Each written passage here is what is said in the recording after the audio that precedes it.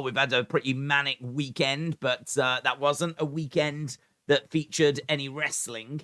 So looking forward to checking out a bit of wrestling. There's not loads that have been previewed for tonight. So there's not loads for us to kind of break down.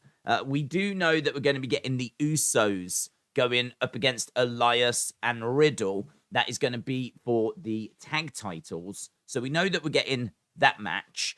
We also know, of course, that there's a feud building at the moment. That feud between Becky and Bayley exploded last week when we had Bobby in the audience and they were fighting in the concourse, and lots of fun stuff going on last week in regards to that. Of course, we've got Austin Theory, a kind of a new Austin Theory, an Austin Theory that is very focused, an Austin Theory that's got the United States Championship back, and an Austin Theory that was face to face with Seth Rollins last week. So that's another feud that we seem to be building at the moment. And I think what's really exciting is that we're building these feuds, but there's not like a premium live event for them to like pay off at. Like any stories that we're building at the moment, we're so far away from the next premium live event that we need to sort of do them now. They need to get themselves sorted now. So it's quite exciting. I'm looking forward to seeing how these stories develop and when they pay off. Because I've got to think that Seth versus Theory is a match that's going to be happening soon. I've got to be thinking that Becky versus Bayley is a match that's going to be happening soon. The other thing as well, of course, is that we don't know what's happening with Alexa. That's going to be very interesting. We're going to keep an eye on that situation. That's one that I know has really grabbed people's attention, is what's happening with Alexa. Is she joining Bray? Blah, blah, blah, blah, blah. Is she being targeted by Bray? My feelings on that, just before we jump over to the chat, my feelings on that are that she is being recruited by Bray. I don't think she's being attacked or targeted by Bray, because we saw her last week like distracted, and we saw her last week like really thinking about things. And so if she was going to be attacked by Bray, I would have to think that he would attack her, or someone would attack her like out of the blue. There's not really a reason for her to be getting distracted. There's not really a reason for her to like stare off into the distance. But she was. And that sort of suggests there's something going on upstairs, sort of suggests that something's playing with her mind. And so for that reason, I think that we're already seeing changes to Alexa. And I think for that reason, we're going to be seeing more changes to Alexa. Alexa this week could come across darker already, just in some way. You know, there might just be an odd item that she hasn't had. It might be that she goes back to wearing like darker attire or something. Like it could be that she wants to come out to a different theme rather than like her current theme. She might want to come out to like a darker theme, or she starts wearing all black or something along those lines. So my feeling is that she's being interfered with mentally, and we're going to be seeing changes to Alexa. So obviously very much looking forward to seeing how that plays out. Looking forward to seeing what's next in regards to Becky and Bayley. What's next for Theory and Seth. And then, of course, we've got the big championship match tonight. And that is Usos versus Elias and Riddle. Trent, shout out to you, bud. Hope you are well. Trent says, could Regal return during the JBL poker segments? I don't know. Why would he come back so soon? I don't know that. Why that segment? I actually don't know where he's coming to or where he's going to be heading to. So I think that we could be seeing him come back. But is he going to come back to the main roster, or is he going to go back to NXT? Like, I actually don't know what he wants to do, because it might be that Triple H just turned around and said, look, I want you back. You can go back to NXT. You can be the GM again, because it might actually be in William Regal's best interest at this stage of his career. It might actually be that he wants to stay in Florida and doesn't want to travel around, and he doesn't want to be on the road, and he doesn't want to do those things. I don't know that that's true, but that's what he's been doing for a long, long time.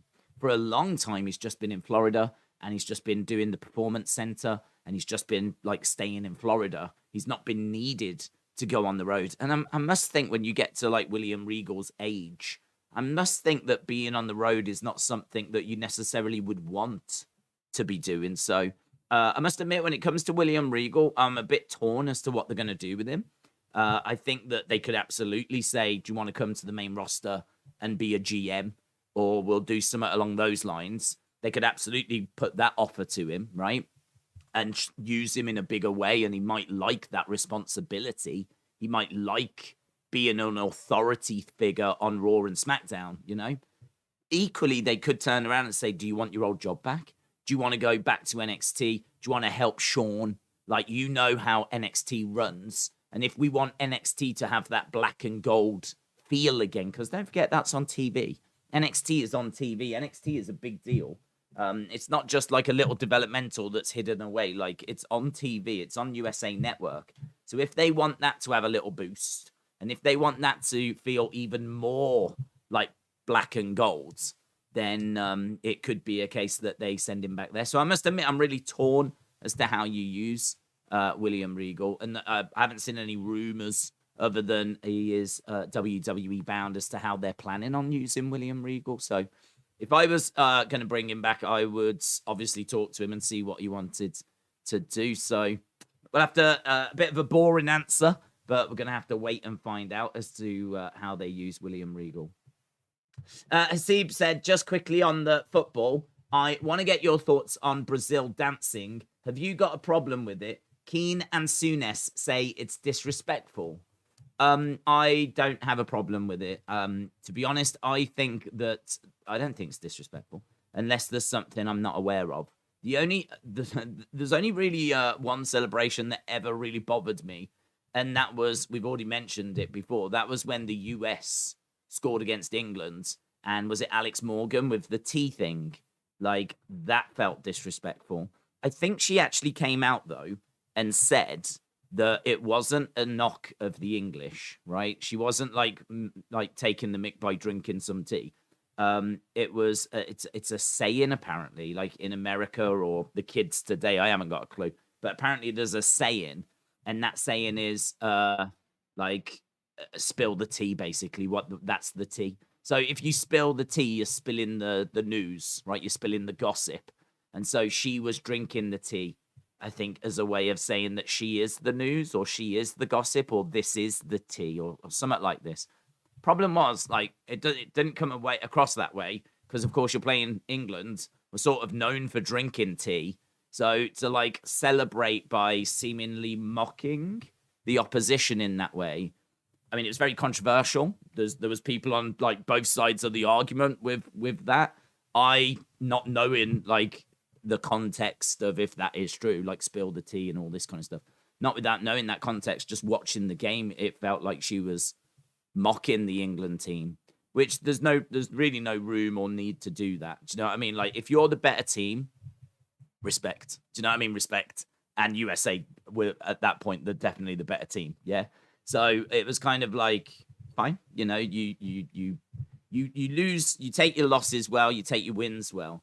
That kind of thing is the only thing that I wouldn't agree with in sport. You know, if they had somehow scored a goal and then somehow started mocking South Korea, then I would have a problem with it. But Brazil are known for their samba and their dancing. I mean, it would be like if Senegal scored against England and they went over to the corner and they started doing their like dancing.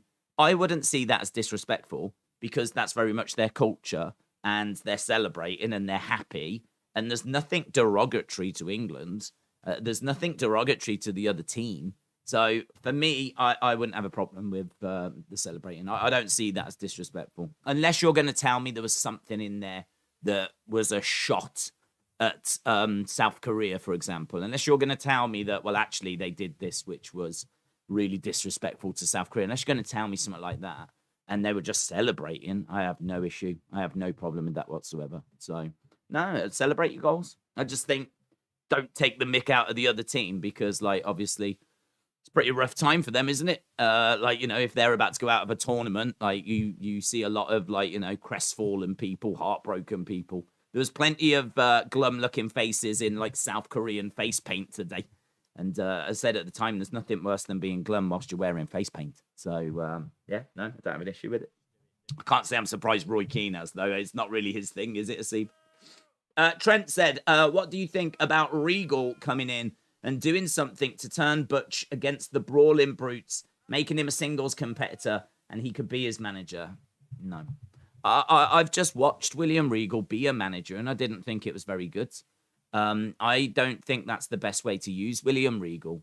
I think William Regal standing around awkwardly whilst other people are talking, it was not the best use of William Regal. William Regal is someone that I think performs better when he's got an office and when he's got an official announcement that he's going to be making, and he's got, he's got like talent that are having to go at him, and he's having to try and deal with situations. Like the GM role is perfect for William Regal. Seeing him as a manager, it didn't work as well for me. Like, I kind of feel that he is someone that is quite respected. He is someone that can stand there and you can look at him and feel a lot of respect for him. And as such, if he is standing next to someone, they are elevated as a result. But he's not a killer promo, is he? William Regal. He's not a killer promo. You don't listen to a William Regal promo and go, oh, that is the king, right? His back and forth with MJF was nice. That was nice, but you can still have that when he is a GM. And in actual fact, it felt a bit more like him being a GM rather than a manager. That back and forth that he has with MJF, that was not really as Regal as a manager. That was all to do with their history, and that was all to do with basically MJF saying, "I tried to get a job with you, and you told me no." Basically. And so it was a little look back into their history. And that was sort of like Maxwell standing up to this authority figure that had turned him down for a job. It wasn't really anything to do with William Regal, a manager. So I don't see William Regal as being used best in that way, personally. And I think that William Regal, as I said, he stands there. He's very respectable. He's got a great look. He's got a great demeanor. He's very proud. He's like a proud parent. He stands there and he shows off his client, this is the next. But he doesn't bring much more than that. He's not a Paul Heyman that's going to get on the microphone and really sell you a match and really like build up, who this person is and really verbally get them over. That's not what his strength is for me. So for me, I would be looking to use him as a GM thing. I think that Butch becoming Pete Dunne is something that should happen. You do not need William Regal to be involved in that to make that happen. I mean, to be honest, next time he's on TV, call him Pete Dunne. We don't need anything massive. You don't need to like weave in some amazing story. Yeah. Do you remember when we saw him for the first time on the main roster and they announced him as Butch? Yeah, they didn't give us any big backstory as to why he's no longer Pete Dunne. They just went, this is Butch. Yeah, so there was no big backstory. They just literally changed it out of nowhere. Just flipping change it back. We don't need anything big and explosive and clever and thought out because there was none of that when they changed him from Pete Dunne to Butch in the first place. So just change it back. So you don't need William Regal to be a part of that. Just change it back. He's Pete Dunne. Yeah, he's got the Pete Dunne singlet. He's got the long hair. I have no idea why Triple H has not done that. I think there's a few. I mean, you could do a really interesting video about the 10 things that you're confused about in regards to why Triple H hasn't done it. 10 things Triple H should have done by now. Easy video to make, that is. 10 things Triple H should have done by now but hasn't. And I would say in that 10 things, one of them would be change Pete Dunne back to Pete Dunne, the bruiserweight, with the bruiserweight entrance and everything that made him so special on the indie scene. And I don't know why he's not done it. The only thing I can think is that maybe like have Mattel got a figure coming out, or is there some reason that we're like, something going on that we're not aware of? Like, have they just started making a ton of Butch shirts or something? And so they want to get them sold first before they change his name. Because otherwise, I haven't got a flipping clue why you wouldn't change it back. I haven't got a flipping clue. So, Trent, I hope that answers your question, but Freddie said, how do you pick to win the Rumble? My pick is Cody Rhodes. I would like Cody to do it. There is, unfortunately, rumors doing the rounds as to who's going to be winning it. So if I was you, I would try and avoid the internet for the next 2 months. Otherwise, sadly, it looks like the Rumble winner might be spoilt, which is another shame. And again, without naming that person, I would not go that way. I wouldn't go that way, and I certainly wouldn't go that way now. I think if ever the Rumble winner it gets leaked, I think you seriously have to consider changing it, because it might not hurt viewers, but it's going to hurt, I think, everyone's enjoyment of it if you know who's winning the Rumble. I think that it does take clearly takes some away from the Rumble. Of course it does. The whole Royal Rumble event is who's going to win the Rumble. So if you know who's going to win the Rumble, it clearly takes something away from the Royal Rumble. So if I was Triple H, if that report is true as to who's meant to be winning the Rumble, I would seriously consider changing it. D'Orze said, I just want to say hi. You rock. Shout out to you, buds. Corey said, do you think Bray will attack Kurt Angle? I can't think of a history between them. Is there a history between Bray and Kurt? Kurt was a GM for a while, and I'm trying to think if there was maybe any interaction when he was a GM. Certainly can't remember them crossing paths whilst he was still competing. Do I think he'll attack Kurt? Hadn't crossed my mind, to be honest. I never looked at that and thought that, that's, Bray's going to attack Kurt in that thing. To be perfectly truthful, I don't think he should. Because I think he's in a feud with LA Knight at the moment. And if he's going to attack Kurt, you could maybe have that mystery person do it. And then again, he continues saying, that's not me. That I did not attack LA Knight. I did not attack Kurt Angle. But to be honest, I'm probably leaning more towards no. I think he's in a feud with LA Knight. And so I think they'll probably just want to stay focused on that. I suppose you could, as I said, go that way. There's not really anything stopping you. But I must admit, the past few times that we've seen people come on, there's been nothing happen.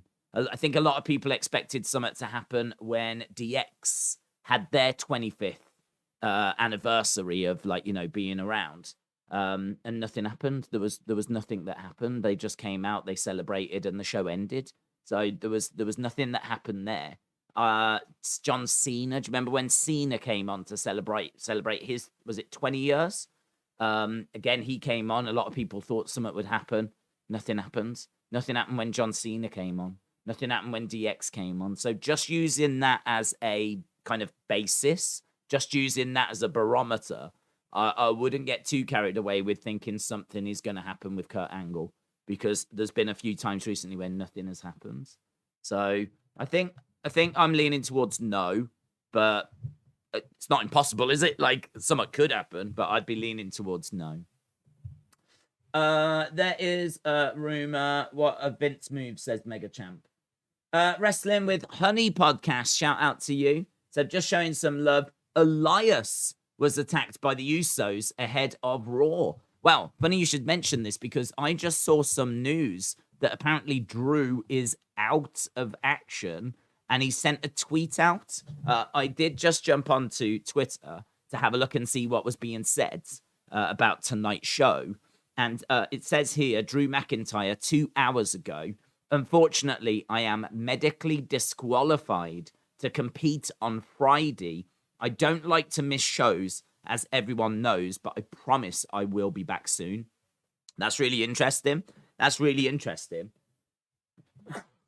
I do sneeze a lot now. I don't know why. But that's really interesting, because of the fact that he was meant to be with Sheamus in a tag match on Friday for the tag titles. The winner of Usos and Elias and Riddle going to go on to Friday to face Sheamus and Drew. I must admit, I hate it when they do that, because I can't see it being a case that Elias and Riddle are going to go on to face Sheamus and Drew. Like, you look at it and go, okay, well, that means the Usos are winning then, because, like, surely it's going to be the Usos versus Sheamus and Drew. So that was a little bit of a disappointment, that announcement last week, because I sort of feel like it ruins the match tonight. Like, I could be tempted to put a poll up and all of this, but I'm 99% certain that the Usos are winning this match tonight. So, yeah, that was interesting about Drew not being around for Friday. Cody winning the Rumble would be great, says Mario. Remember his old man. Remembering his old man and winning the Rumble like his old man for him to me. Cody winning it would be awesome. It would be awesome. I really think that the Royal Rumble is great for giving someone a boost. Because, for example, if you win the Rumble, you're going to main event WrestleMania. The other thing as well is that there's a big spotlight on you straight afterwards. You know, you are now, in a way, you are the chosen one. I suppose that's how to look at it. If you win the Rumble, you are the chosen one. You are the person that WWE is saying, this is our guy. This is who we're getting behind for WrestleMania season. And if you're someone like Cody Rhodes, even Cody, that's big. You know, he's been away for so long, to come back and have WWE go, this is our guy, right? Wouldn't be the biggest surprise in the world, of course, if Cody came back and won the Rumble. But you have to remember that he's never won the Rumble. He's never won the WWE Championship. He'd been in WWE for quite a long time, but never was able to break into that main event. And still now, he's struggling to do it because he's come back and been in a feud with Seth. Been well away from Roman, been in a feud with Seth, and now got an injury. So even though he had a great return, and even though he was put into matches with Seth, it's still not Roman. It's still not the title. It's still not the mountaintop. And make no mistake about it, that's why Cody's come back. He's come back for the mountaintop. So it makes sense for him to win the Rumble. It makes total sense. He is then the guy for WrestleMania season. He's the person that they're getting behind. We've spoke about the emotion of him winning the title and the history with Dusty. I mean, everyone feels like a connection to Dusty because Dusty was just so iconic in wrestling. And iconic doesn't even do it justice. But he was so legendary. He was so iconic, yeah, that people feel that connection, and people know Dusty was a lovely guy, and everyone knows that he would love to see his son achieve something that he himself never managed to achieve. There's so much depth and backstory, and the fact that Cody couldn't break through, he was Stardust. He felt like he was never going to get where he wanted to be, so he left. He helped set up AEW, you know, and then his rivals to WWE, and then somehow, magically, in one of the biggest shocks of the year, finds his way going back to WWE, and then gets injured. I mean, how many obstacles are you going to put in this guy's way? Everyone is desperate to see him get to the mountaintop, and it just makes sense that he wins the Rumble. So I completely agree. I feel like a lot of people are probably on that same wavelength. I don't think you'll find too many people that will say that they don't want Cody winning. I can see Cody being screwed out of winning, fights his way to Mania for the shot. If not, it's going to be The Rock and Roman at WrestleMania, says Big Guy. James said Ronaldo is going to win the Rumble. Yes. Ronaldo's going to win. Ronaldo's claiming everything at the moment. If you've not been watching the World Cup, there was a goal that went in that Ronaldo almost touched. He claimed it. And in all fairness, when you look at the replays, it's so close. You don't actually know if like a hair or something did just graze the ball. But he certainly made no significant contact with the ball. So there's no way that he felt any kind of significant contact. And so, yeah, he was claiming that goal. It never got given to him. But now there's jokes going around that he's claiming everything. So, yes, he is going to be claiming a Royal Rumble win. He is going to be claiming Money in the Bank. And he is going to be claiming Anytime that Roman gets pinned, I expect Ronaldo to come running into the ring, snatch the belts, and then start parading them around as well. So keep an eye out for that pesky little one. Big Time Baxter said Rampage fell to new record lows with 361,000 and an 18-49 of 0.08. Match card was Orange Cassidy against QT Marshall, Athena versus Maki Ito, and Cole Carter versus Darby. What is Tony doing? Well, Tony's doing whatever he can do. I mean, we've spoke about this so many times. I mean, we don't know what is regarded as good and bad numbers. I don't know if that is below their expectation. I mean, I simply don't know. I don't know what was in that time slot before. I would imagine that they do want to improve those numbers. I mean, if it's a record low, then that obviously is not good news. But it's a case of like, I don't know how bad that is. And we're not privy to those conversations. You know, the TV company could turn around and say, okay, it's getting to December. These were your numbers last year. We're going to be looking for maybe a 10% decline on what you achieved last year. I mean, you've got to remember, even the TV companies might set projections that are below last year's numbers. A lot of fans are going to be thinking TV companies are going to want to be up on the year before. And of course they would, but they're realistic. You know, they can see what's happening with the other shows. You know, for example, what was the show before Rampage? What did that do compared to last year? Was that 10% down? Because if that was 10% down, then it's not as crazy. If Rampage is 10% down, is it? You know, what did the show after Rampage do? Was that 10% down on last year? Like, because again, if that was 10% down, then Rampage being 10% down on last year, it's not as crazy, is it? So this is what I'm saying. If you take things in isolation like that, it doesn't work. Like you can't. I don't have enough information to know if that's even bad. I don't have enough information to know. I would need to know what the conversations were. You know, I used to work in retail, and we used to get our numbers and our budgets for what we needed to achieve each day. And they would tell me, like, we expect you to be, you know, 10% down on last year, 20% down on last year. The whole industry is like just down. The releases are not as good at the moment. You know, the DVDs, the CDs, that it's not as good. It's not as a strong a Christmas package as what we had the year before. And, you know, they have access to like high street numbers. They know the high street is down. So as a result, your budget would come in and it would be below last year. You know, even like places like shops don't have like expect you to grow every single year. They would love for you to do that. But there are so many factors that you have to take into account that it's not always possible. So I don't think you can look at it in isolation like that. I think wrestling fans are real simple when they look at ratings. They somehow make up a magical number that they think is where the show should be, right? And that number is normally based on probably what the show got at its peak. So they'll probably look at the show at its peak and they'll be like, right, well, they achieved that. They should achieve that more often. Then they'll have a look and see what the show got. And then if they'll grade it against that, and then they'll decide as to whether the show was a success or not. No information will come out as to what the TV companies are looking for. No information will come out like about any if internally they were satisfied with that number or not. Like, you don't get any of that. There's never any conversation about what the other shows on the channel are doing and as to whether they're up or down. So, I mean, if people want to scramble around in the dirt and just make up their own opinions when it comes to ratings, more power to you. Do you know what I mean? Knock yourselves out.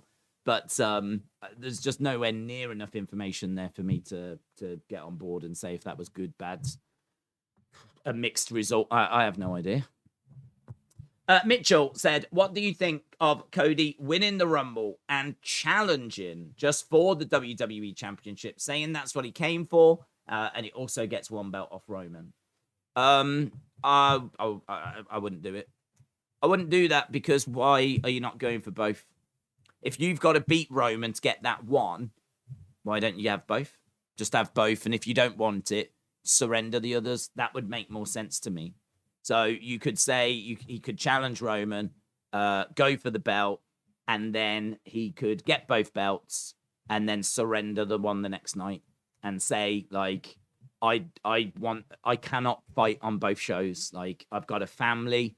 I need to give time to my family. You deserve a champion on both shows. I'm not going to be Roman, and I'm not going to hold up both titles. So it is with a heavy heart, and I really don't want to have to do this, but I am going to surrender the Universal Championship. This is the one my dad fought for. This is the one that I want, but I am going to have to surrender the Universal Championship. That makes perfect sense. So I can go there with you. I can understand him not having both belts, but I can't understand why he would turn around and say he doesn't want the Universal. If Roman gets pinned by Cody, well, that's it. He's lost, doesn't he? He's lost. I mean, if he gets pinned by Cody, he's been pinned and he should lose both titles. The only way that he can just lose the one is if only the one is on the line. And I have no idea why Cody would say he only wants the one.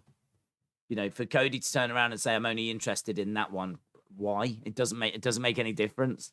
It doesn't make any difference. Why would you ever turn around and say, I'm only interested in that one, when you've still got to do the exact same job to get the one as you have the two? Do you know what I mean? That's a bit like going into a shop and seeing something you wanted on a buy one, get one free and saying, I won't have the free one. I won't have the free one. I'll just take this one that I came for.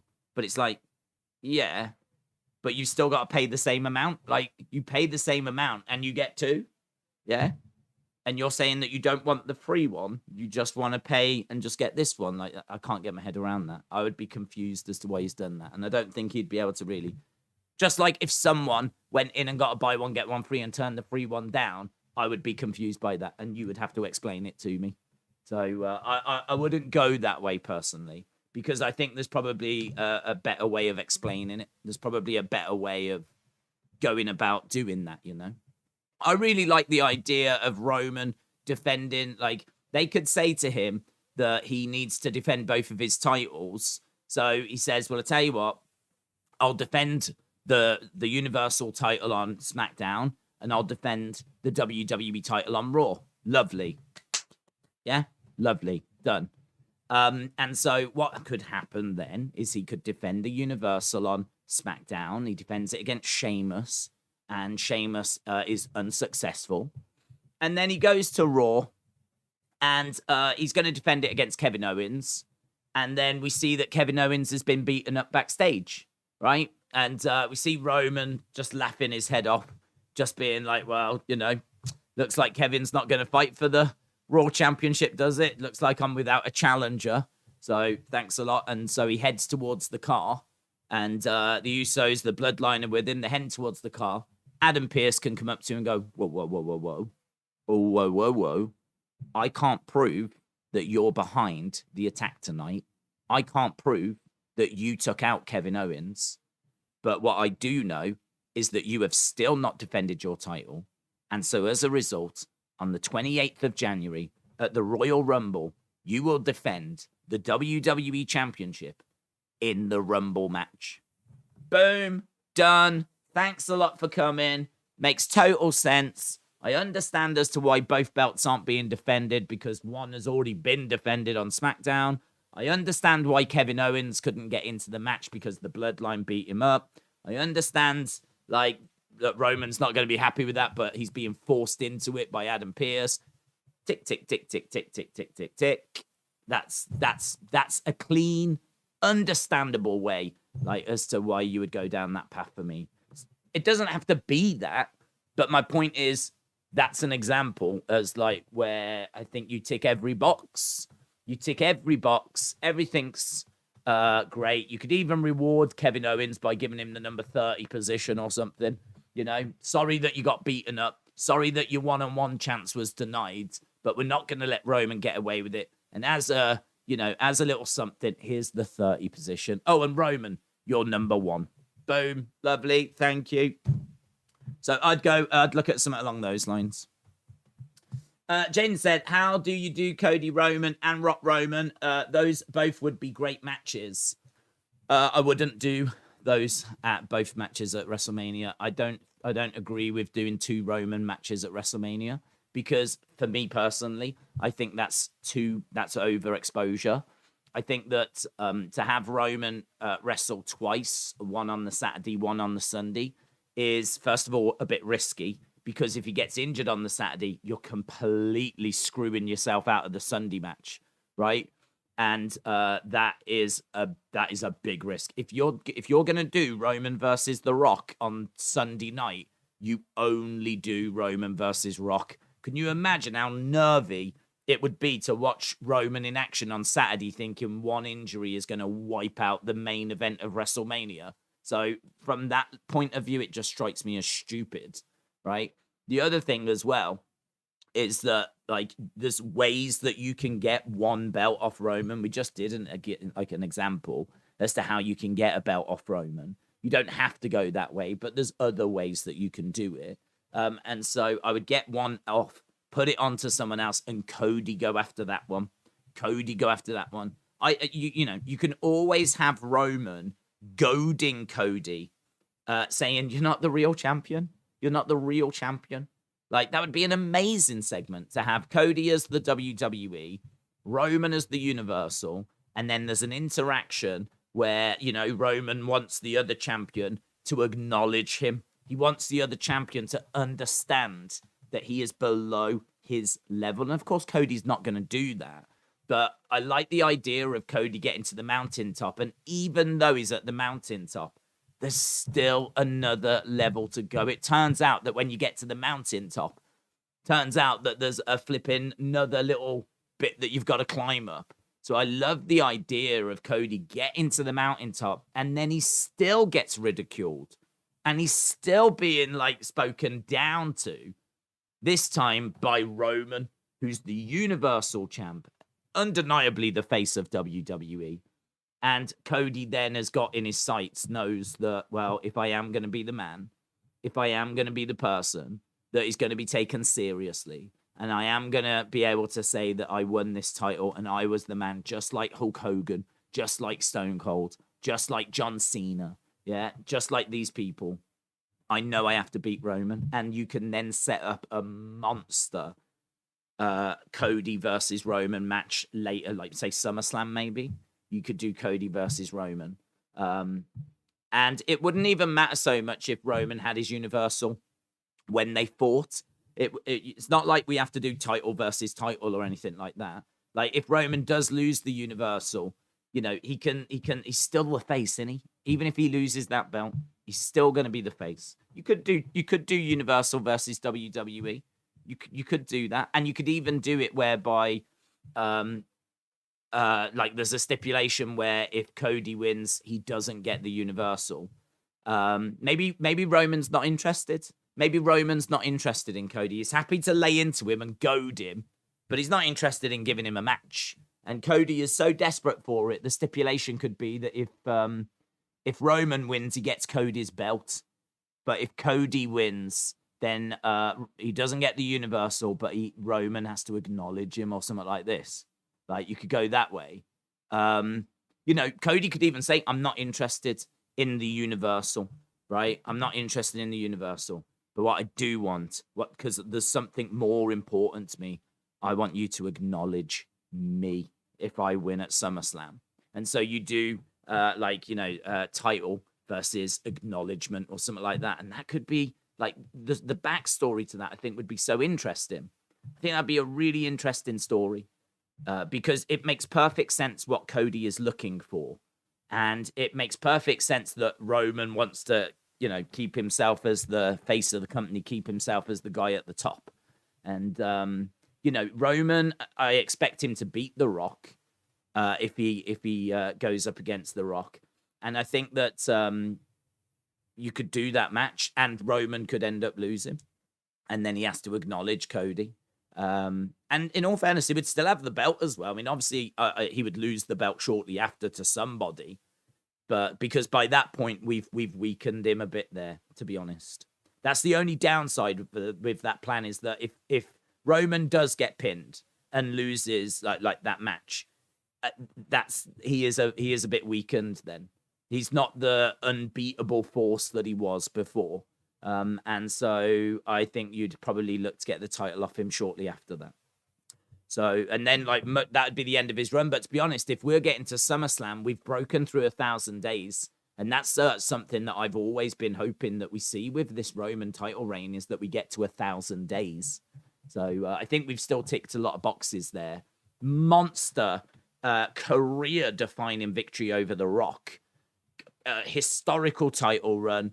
I think the person that is pinning him there is Cody, which I don't think anyone would have a problem with. It's still not Cody that gets the title off him, so someone else does benefit as well, because there's someone else that would get the belt.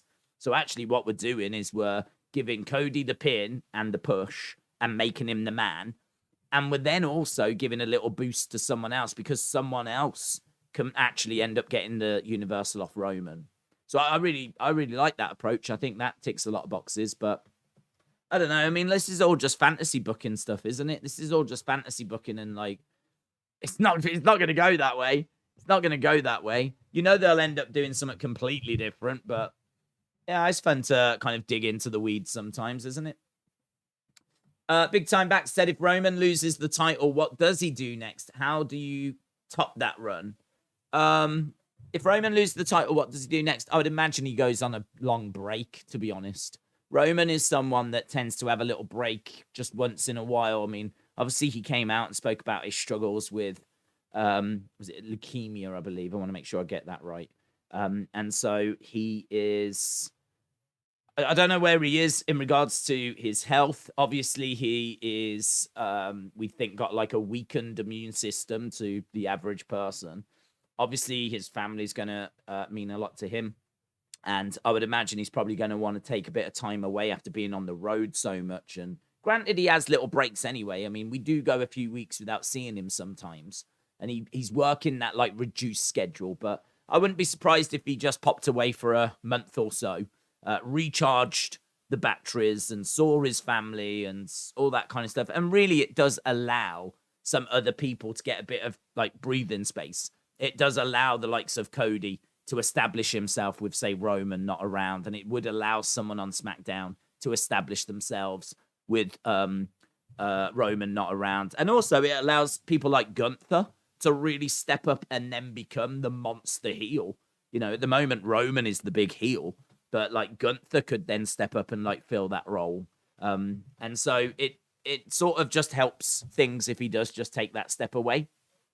So I think we get that. Obviously, then he would come back, and I don't know what would happen with the bloodline. I mean, I feel like the bloodline's going to get ripped up as a part of The Rock coming in anyway. So you could look at like Roman being like just on his own for a little bit. Like, it's going to be a bit weird though, isn't it, to see Roman sort of on his own? I would imagine he'll still be with Paul Heyman. I think Paul Heyman would still be by his side. But because what would Paul Heyman do? Like, I don't think Paul Heyman goes back to Brock now. I think that's done. So I don't think Brock needs Heyman now. Like, Brock's really got himself into a groove where he's got himself over with the fans. The fans really love him. Heyman's not around. I don't think we need to go back there. So I would probably keep Heyman with Roman. I would have him trying to figure out maybe how to get back to the top, but just give him like a few feuds. Just give him a few like things that he needs to get dealt with, and just keep him away from the titles. This is undeniably Roman's time with the belts. He doesn't need to get back to the belts anytime soon. He doesn't need to get back to them once he's dropped them anytime soon. It is definitely time for Balor, for Seth, for Cody, for all these other people. You know, they've all been denied having these belts for so long. It's their time to, like, you know, have a little scramble now, really, as people are desperately trying to get to the championships. So I would do that for a while. So I would have him coming back and trying to regain his place at the top. And of course he will be the top, and he'll still be presented as the top, but he'll be involved in some interesting feuds, I would imagine.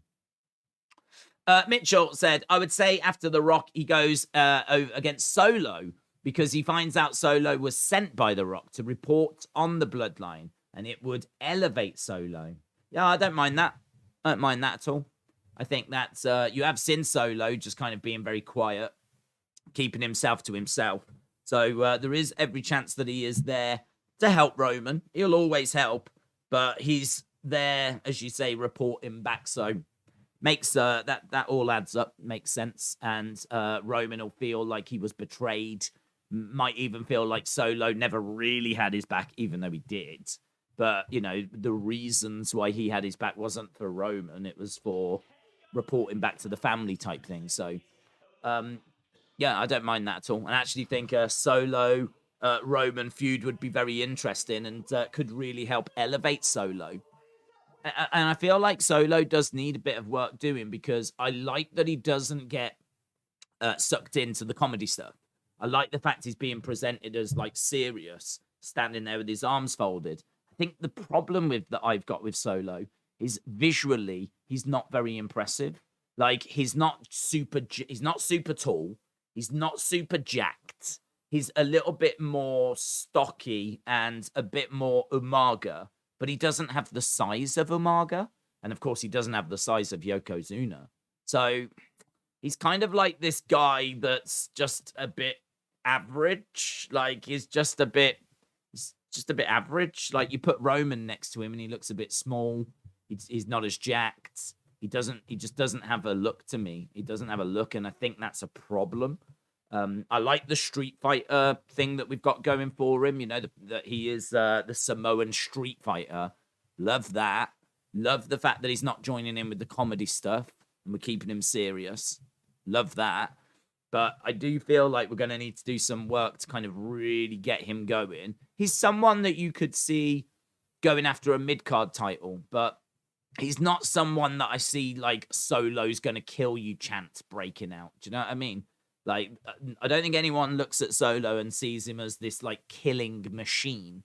And I feel like we need to do some work there. I feel like we do need to present him as like a killing machine. For me, he's representing the Anoa'i family. And that Anoa'i family has produced the likes of Rikishi, Umaga, Yokozuna, The Rock, Roman Reigns. Like the list is stunning. I'm struggling to see Solo right now get to that level. I'm struggling to see Solo as impressive. So it's early days. It's still early days. So I'm certainly not like I'm not like down on Solo. That's wrong. I'm not down on Solo. I'm just a bit worried about Solo because I think the booking has to be right. The booking of Solo is hard because I think you can book Roman and make a few mistakes, and he's got such an incredible look. He'll be fine, right? He'll be fine because it's Roman, and he'll be fine.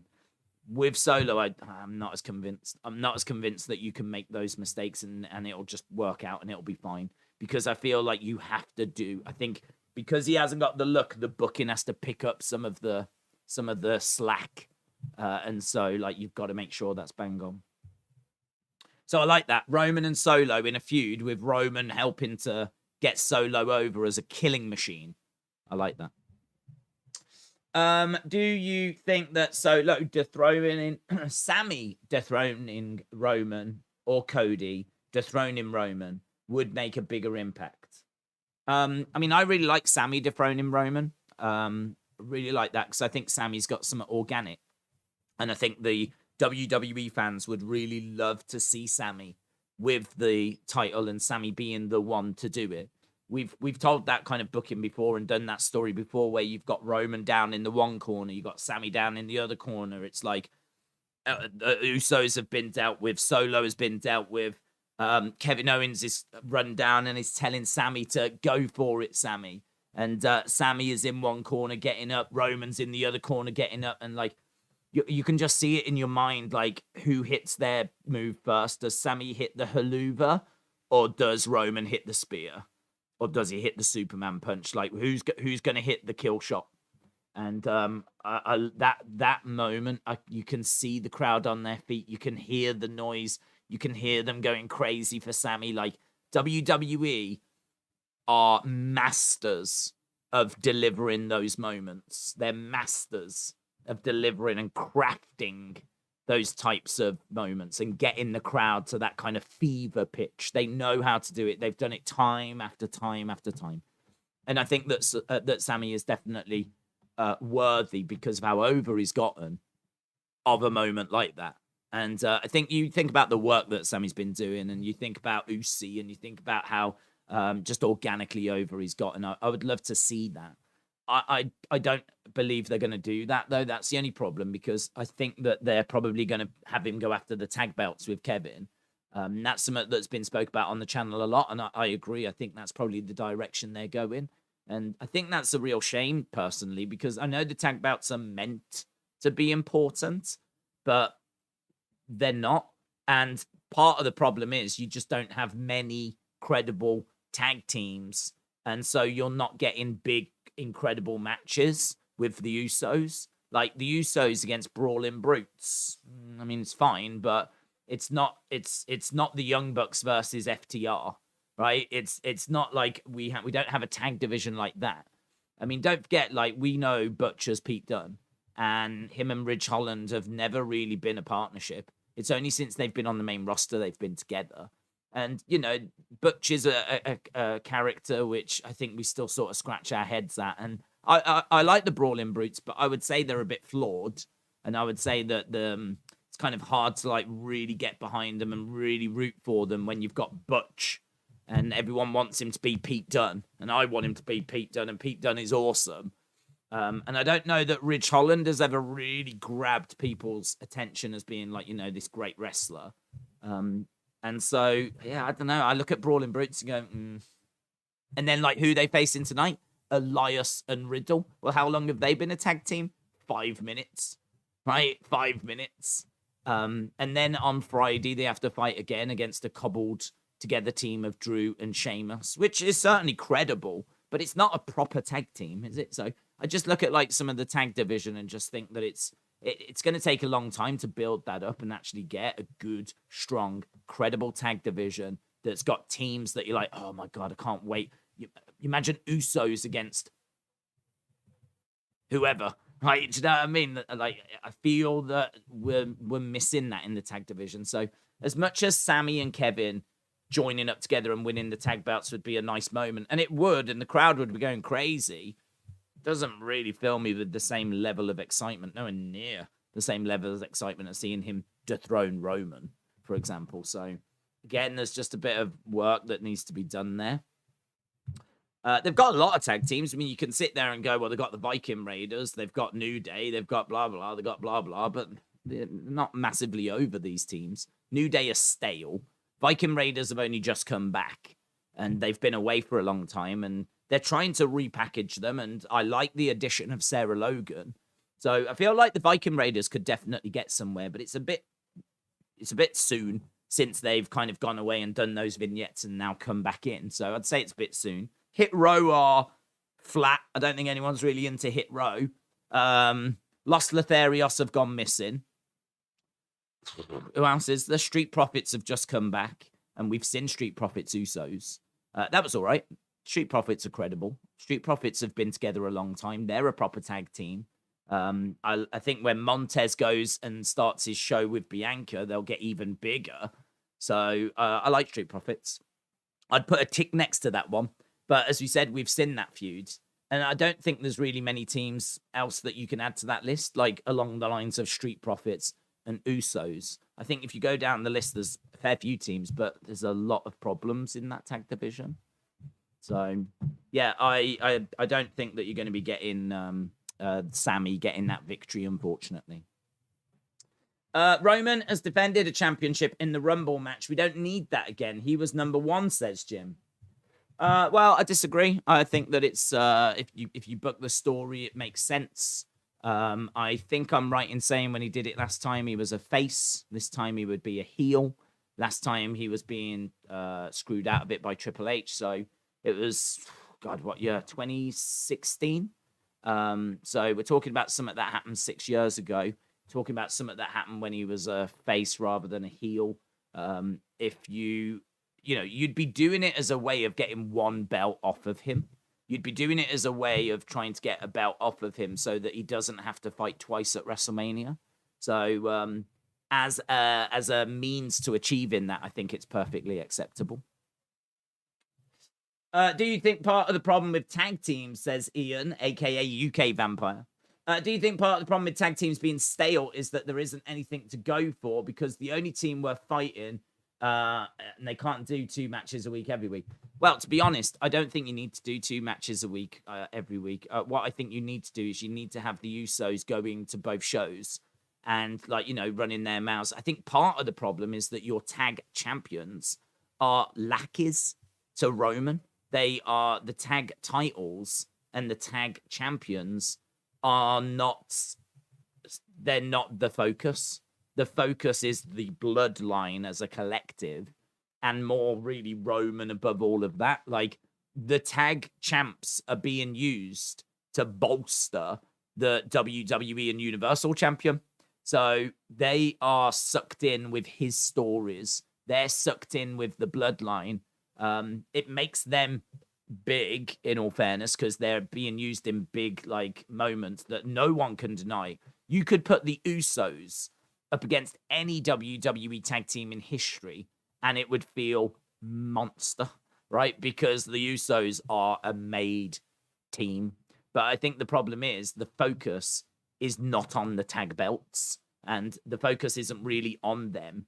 As I said, they're part of really supporting Roman. And so that means that you don't have a tag division that's thriving. You don't have this incredible tag division that's like you can look at AEW and you could be like, oh my God, could you imagine the Acclaimed against FTR? Could you imagine FTR against the Young Bucks? Could you imagine the Lucha Bros against, the Acclaimed? Like, there's a few different teams there. And don't forget, they've only got Dynamite, really. Like, I know they can do stuff on Rampage, but as we've just said, Rampage is not a show that is attracting the same level of interest as what Dynamite is. Substantially below. So I sort of feel like most people, when they watch AEW, tune into Dynamite, and that's it. Like I've said before, I don't watch Rampage, I don't watch Dark, I don't watch Elevation, and I don't think I'm alone in that. Numbers show that that's how people consume AEW. They watch Dynamite. That's the show to watch.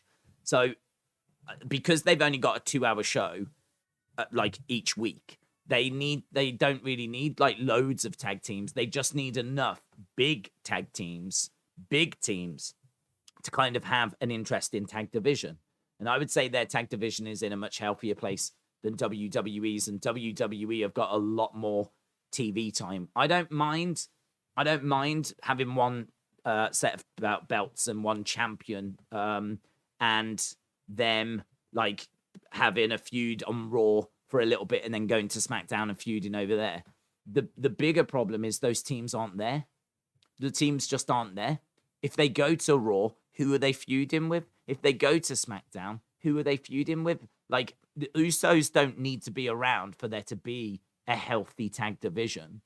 It's a bit like, Roman doesn't need to be around for there to be a healthy male division. Like, that division should be thriving, and we should be spoilt for options. It should be like, man, if the Usos go over to Raw, then they could face If they go over to like SmackDown, then they've got to face And these are good, well-built teams that the Usos could have killer matches with. Think New Day, for example, when they were popping, when things, tag team that gets some TV time and they actually do something with it. We're just not seeing that. We're just not seeing that. That's just not a thing in WWE at the moment. So I don't think that the problem is the Usos both having the Raw and the SmackDown belts. I think it's more that the division just isn't being built below them. And it's something that I think Triple H is trying to fix. Hence why we got the Viking Raider vignettes. Hence why, we're seeing Hit Row come back in, and we're seeing Alpha Academy get TV time. And I think it's probably the truth is it's just going to take time, is the truth. I think it's just going to take time. I don't think it's something that can be quickly turned around, because it's just been so mistreated for so long. Even in our minds as fans, we need to be reprogrammed to really appreciate tag team wrestling, because for the longest time, it was just throwaway. It's just throwaway. It was something Vince didn't believe in, and it showed. And that's going to take time to change. Right. Here we go. Let's see. We're going to open with the Usos. And we might be opening with the tag title match. Or it could be a promo. Looks like it's the Bloodline that are making their way out. Do you imagine if a different team other than the Usos opened up Raw, came down and they got time to talk and their segment was entertaining and they were funny and they actually had some momentum? Like, you know, that would be a good way of building up a different team. I feel like we might have done that with the Street Profits at some point. Right, we've got Solo. We've got the Usos. We've got Sami.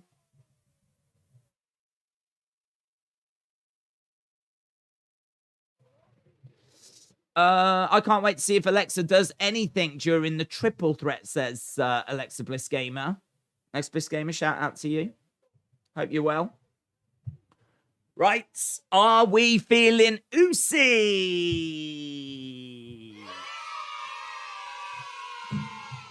The kids are. Let's see how this show goes then. So I don't know if we're getting a promo first or what the plan is here, but we have the Usos in the ring. I don't know if we're getting the match promo. We're just having a look at earlier today. A limo arriving since day one-ish. My dogs! My dogs! Monday Night Raw, Bloodline in the house. Here's Byron Saxton having a word. So we're just seeing them arrive earlier today. Whoa, whoa, whoa, there's Riddle. Riddle came skating down.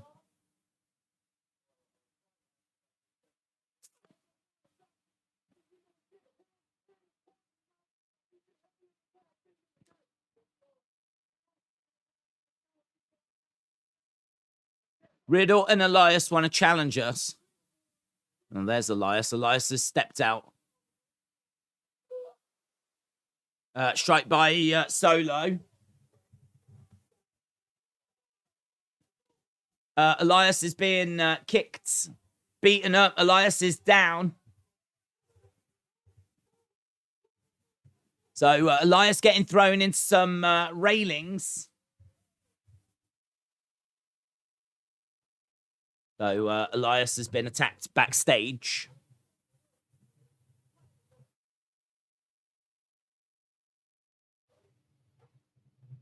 Sami says, damn, I think he's hurt. So they attack Elias.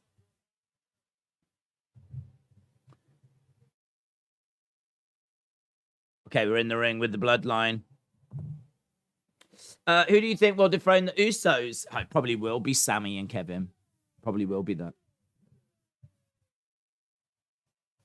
We are in your city. We got some bad news.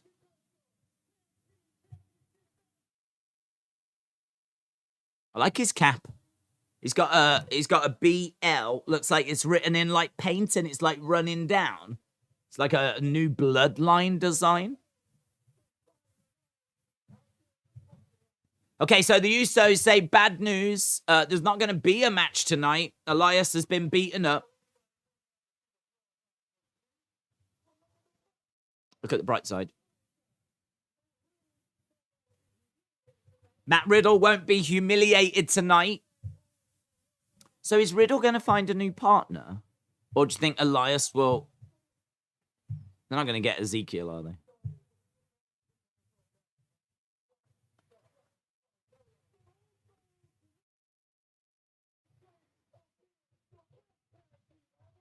So the Usos can concentrate on being the best tag team ever.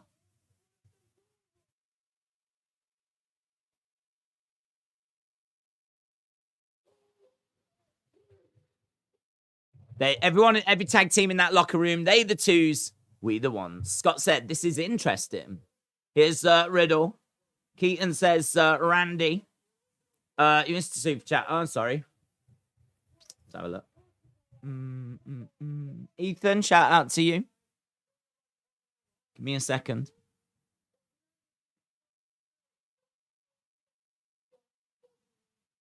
This was his chance to get WWE Gold, says Riddle.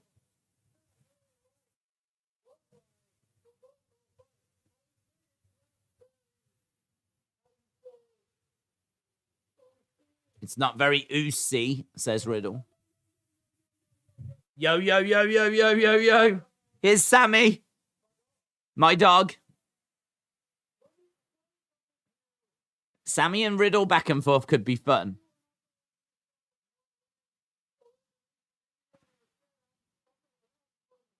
I'm an expert in the field as to what is oozy. He's a certified oosologist. A certified oosologist.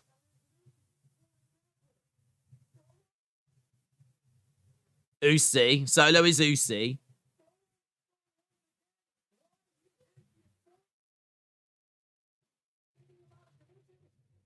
Oosologist. That's oozy. So Sami is going around saying what is oozy. He is a certified oosologist.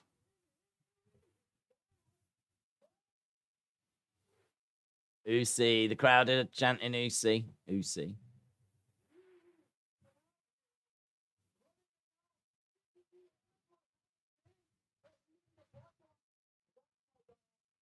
You thinking that you had a chance of beating the bloodline? That's not oozy.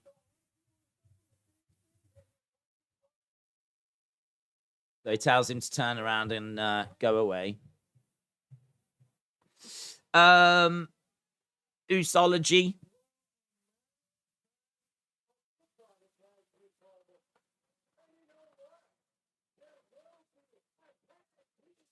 He said he has found a tag partner and there will be a tag team championship match tonight.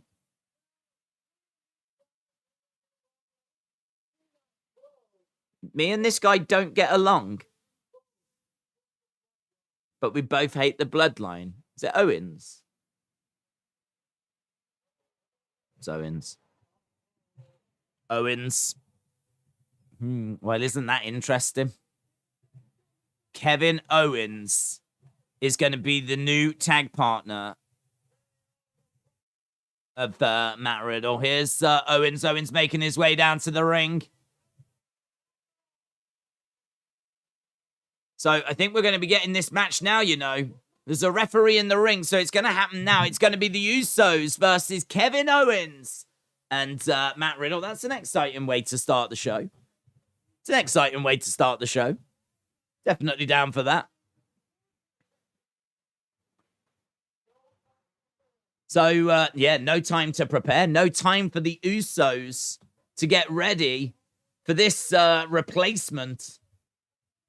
Very focused Kevin Owens. So Kevin Owens and Matt Riddle versus the Usos.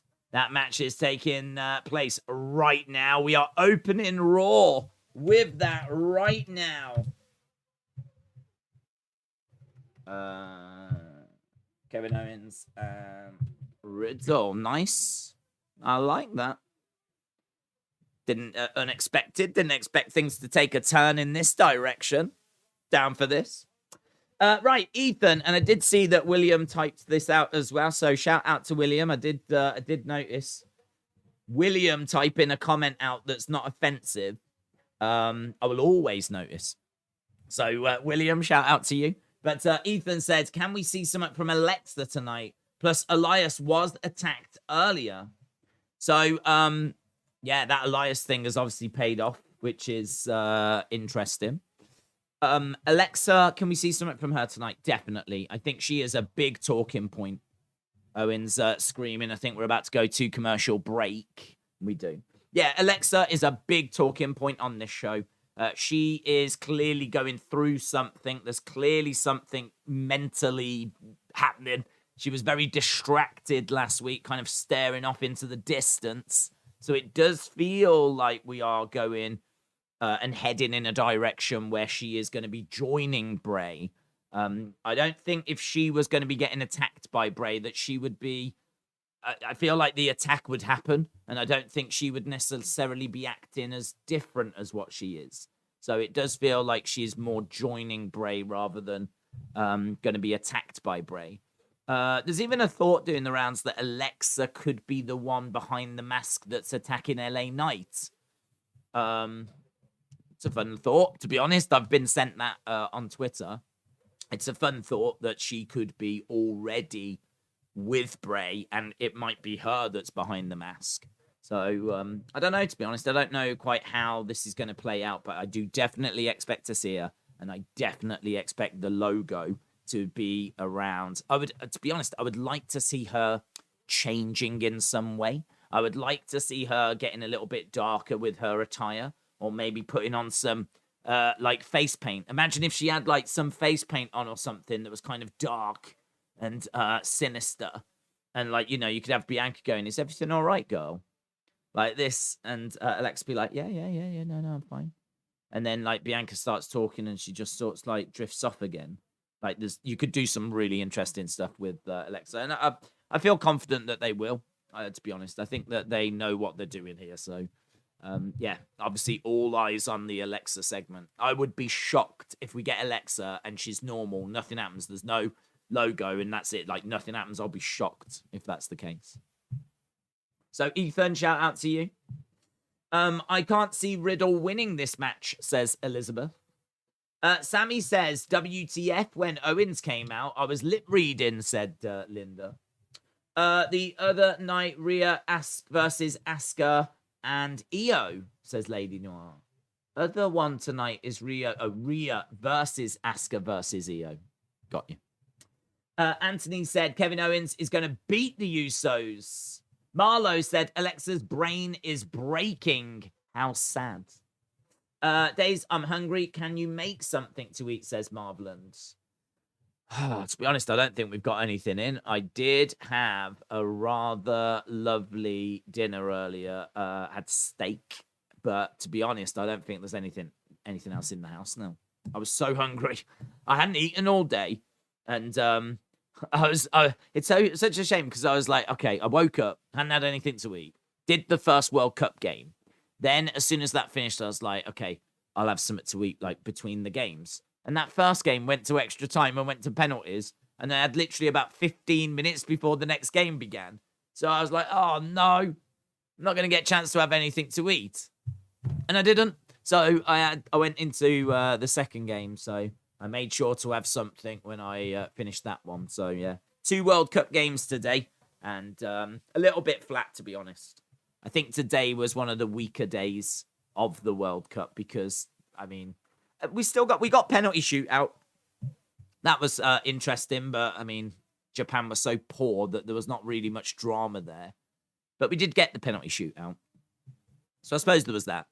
Brazil scored 4. But, I mean, to be honest, that game was over after 20 minutes. They killed it. I mean, they were in such control.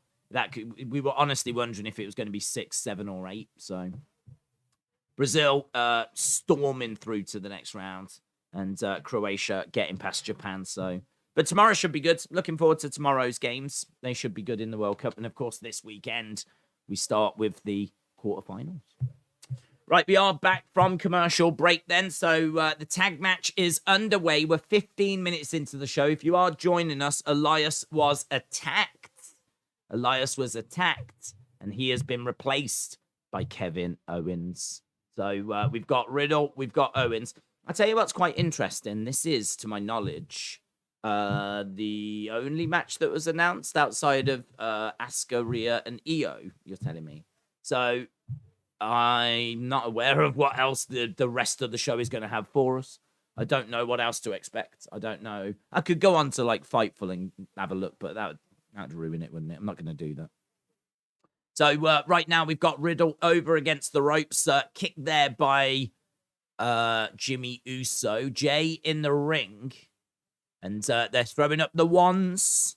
This is for the undisputed tag team championship. Riddle in there at the moment. Kevin Owens on the outside, and they are double teaming Riddle. Tag. They made obviously such a great tag team. Always know where they need to be. Backbreaker.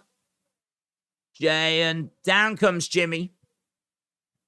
But who remembers when it used to come out and announce the plans? Yeah, we have had plans announced before. I must admit, though, WWE have never been brilliant at announcing loads. You do tend to get like a couple of matches announced, but they're not brilliant at announcing loads. I even watched, is it Mackenzie Mitchell? I don't know who it was, actually. Not very good. I think Megan, maybe. I don't know. There's a Megan. There's a Mackenzie. I know Kathy Kelly, but it wasn't her. But one of them gave me the breakdown for tonight's Raw, and there was nothing in it. It was this match. This match, they were talking about the poker, backstage poker as well. You know, we've been seeing that with JBL and with Baron Corbin. So they were like, who's going to, play a game of poker? That was something they mentioned. So I think we'll be seeing something along those lines. And they spoke a bit about Becky and Bayley. They spoke a little bit about Theory. And that was it. That was it, really. I mean, they didn't have any specifics. Oh, and just as I mentioned that, look at that. JBL's Poker Invitational pops up in the bottom corner. So tonight on Raw, JBL's Poker Invitational. So as I said, that was teased during the preview. But yeah, well, there we go. Well, someone will be going to the poker. It's probably going to be Akira Tozawa.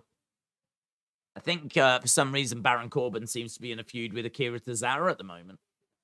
1, 2, Riddle is still down. Kick out, shoulder up by Riddle. Kevin Owens getting frustrated on the outside. Is screaming, come on, as he wants the tag. But we go to a commercial break. WWE likes to be able to make matches happen and aren't pre-scripted, says Stone. Bubba said, I'm not going to watch wrestling. I started watching it, but I don't have any option to watch it, so I am out. You don't have an option to watch wrestling. It's not live on Peacock. No, it's on, what is it? It's USA tonight, isn't it? USA for Raw, and it is FS1, I think, sometimes. I don't know if it is this weekend. Normally Fox, but it has been going on to FS1, hasn't it, in America? See, it's hard for me to know because here in the UK, it's just always BT Sport. It's always on BT Sport. All of them. NXT, Raw, SmackDown, it's all on BT Sport. But in America, it's on, most of the time it's on Fox, but it has been going on to FS1 recently because of college football, maybe? Something. Raw and SmackDown are live on DAZN, said on. Where? What country are you in? I wasn't aware they had a deal with DAZN. Certainly not in America. Or the UK. David said, I've got a feeling that Brazil versus France, all England, will be in the final. One of them, said David. Kojiko said, women blink nearly twice as much as men. Do they? That's a good... Hello, Kojiko. Hope you're well. Obviously, we never know if that's correct from Kojiko, but that's a fun little fact, if it is a fact, if indeed it is a fact. If that is true, if that is actually a fact, that is very interesting. Days Solo is a poor man's Samoa Joe. Yes. Yeah, he is, you're right. He's a poor man's Samoa Joe. I feel sorry for him, though, because I think he's got something. I think there's something there. I think he understands his role, and he's obviously still part of the Anoa'i family, but you're not wrong. He does come across as a poor man's Samoa Joe. They're freaking breaking up this match after the break, says Marlo. Ron Simmons is going to show up to the Poker Invitational. That would be fun. Zach and Neil, that would be fun. Raw is always on the USA Network in America. SmackDown is on Fox, FS1, and sometimes in the past, UPN 9. Says Return of the Jedi, Rusty Spooner. Predictions on Alexa versus Nikki versus Becky and Bayley versus Rhea versus Asuka. I mean, I don't know. I haven't seen these matches announced. I don't know what they're a part of. What are they for? What do they are they for something? Because I don't think they've announced them on the show. So if they've announced them like on social media, then I haven't. I don't know why. I don't even know why they're happening. They certainly weren't part of the official preview. But then this is what you get, isn't it? You get these kind of last minute matches that are like being put together. Wrestler with Andy said worst possible outcome for the final four: Skinner, Nails, Angelo Dawkins, and Harvey Wimpleman. Yeah, that would be pretty bad. That would be pretty bad. Who would you go with out of that? I would go Nails. I thought Nails always had a really good look. And I always thought he was quite intimidating. And I always kind of felt like you could have built him up. I don't know why the Nails character didn't really work. Maybe it would have if he'd have stuck around a bit, but I don't know. He had a feud with the boss man, and then it just seemed like they didn't quite know what to do with him. But I feel like the Nails character could have really got somewhere. I don't think that was a bad gimmick to get, like an angry prisoner that has been released from prison. I kind of felt like that was a good gimmick. We've never had, and I don't think we'll ever have, a Nails Mattel figure, and that's a shame. That's a shame that we'll never get a Nails Mattel figure. Got the Hasbro though. Love the Hasbro. Hasbro's one of the best. One of the best Hasbros is the Nails. Kick to the midsection by Jey Uso. Brazil are going to win the World Cup, said Brasso. When you think about it, Nails is just as good of a gimmick as The Undertaker. Yeah. Yeah. I mean, The Undertaker, I would say people love the mystery and the darkness and the mystique. You don't really necessarily get that with Nails. You don't really get, like, the mystique side of it. Like, when Nails comes down, you don't really get the awe of Nails. But you could have done some really good, like, vignettes, and you could have had him as a gang. Leader of like a group. He could have been the leader of an awesome faction. The prison outbreak or something like that, you know? With being led by Nails. I really think there's loads you could have done with him. I think the problem was he was a douche. 2, 3, and it's a victory for the Usos. So Kevin Owens getting in the face of Solo. So Kevin Owens getting in the face of Solo. He came round, got in the face of Solo. He then got super kicked on the outside. But it all led towards Riddle being isolated in the ring, basically. I must admit, I thought this match was going to go just a touch longer. But Usos 2-on-1 because of Riddle being on the outside. Because of Owens being on the outside. And that's going to be a frustrating loss for Kevin Owens, but not a surprising one. Not a surprising one because we know that they're going to go on to face on Friday Sheamus and Drew, but now it's probably going to be Sheamus and Butch instead. Here's Owens with the chair. He's got the chair. He's using it. And he's chasing the Usos out of the ring. Kevin Owens is chasing the Bloodline out back. So he chased them away. Here's Solo. Super kick by Solo. Is this going to build up a Solo program for Solo Sikoa, do you reckon? Yeah, this is interesting. I think this could be building something for Solo and Riddle. What's he doing? He's got his thumb. We haven't seen this before, have we? Solo. So he's got his thumb like this, and he's like, jabs it into, what is it, the chest or the throat? This is good by Solo. This is how you want to, I said you want to present him as a killer. It's being presented as a killer. This is quite the beatdown, and it's not finished. They're using this as a way to really showcase Solo.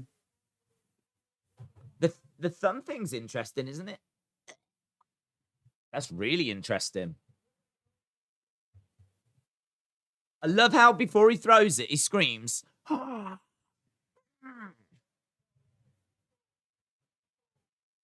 He's got a chair around the head of Riddle.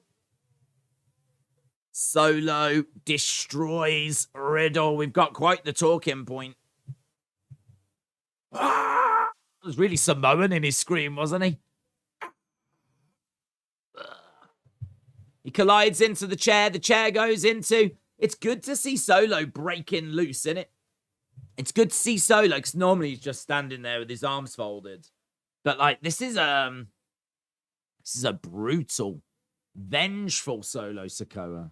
It's like James was saying earlier, Samoa Joe is a poor man Solo Sikoa. So Solo Sikoa took out Elias, and now he's taken out Riddle. And not even to something to eat, like proper just deaded.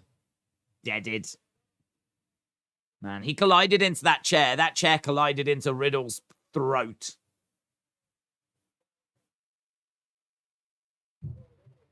We've got a stretcher that's come out as well. I love that Solo's put his head up and he's walking away.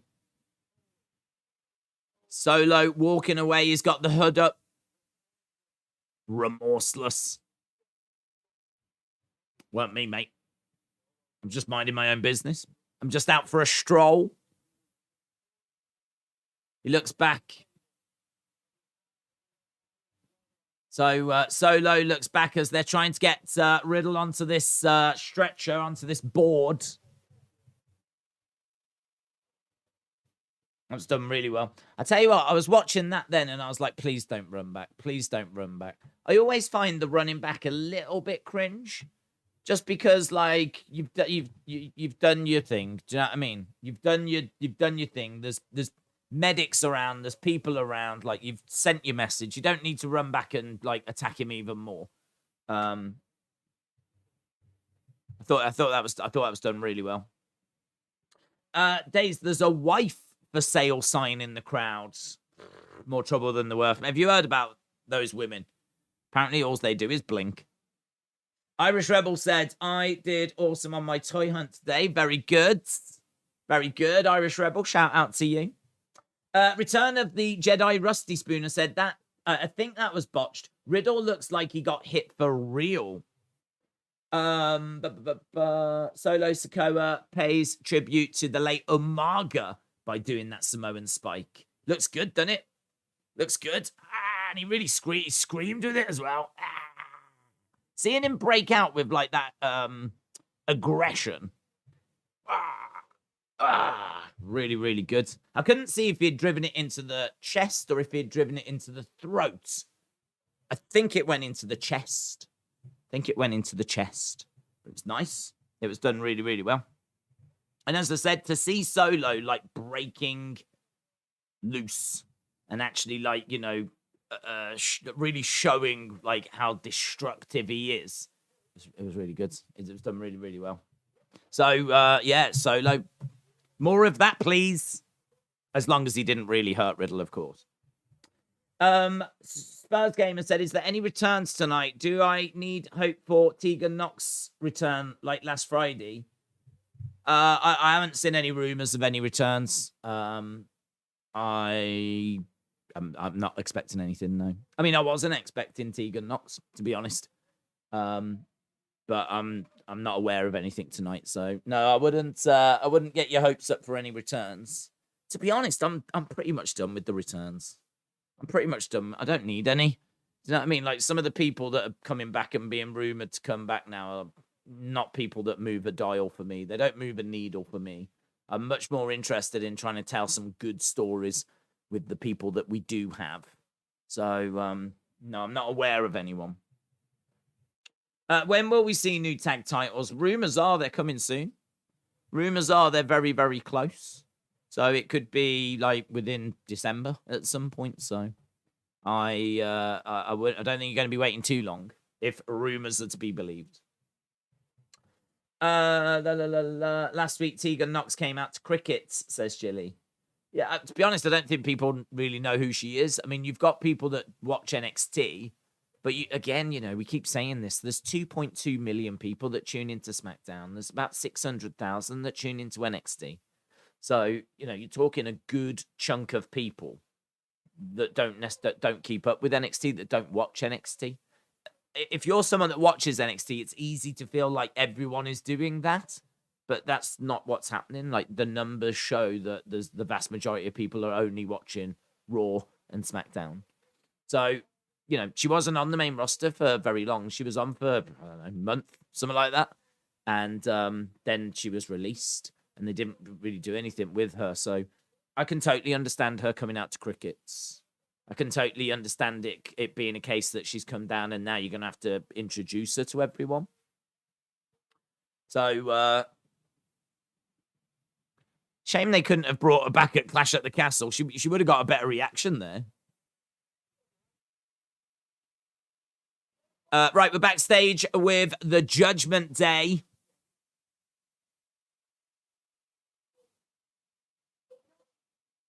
Talking about Asuka. Not even close.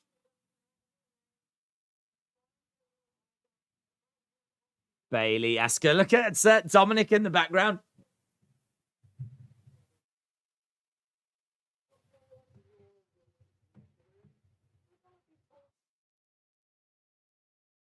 The whole Raw women's locker room are going to be calling me mommy. She has a word with Dominic.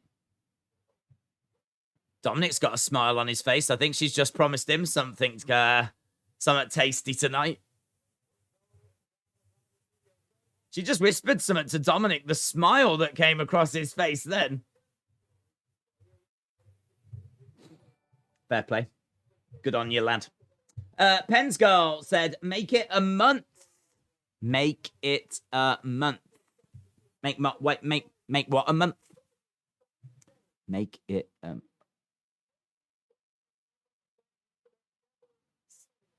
Sami Zayn saved Jey Uso. Oh, I just figured out what you meant. In my head, I was like, make it a month. Are we talking about Tegan Knox still? But I've got it. It's how long you've been a supporter on the channel for. Penn's girl, shout out to you. Got you. Right, okay, so we had Rhea saying the whole women's locker room will be calling me mommy. And they're just showing us what happened moments ago with that first match.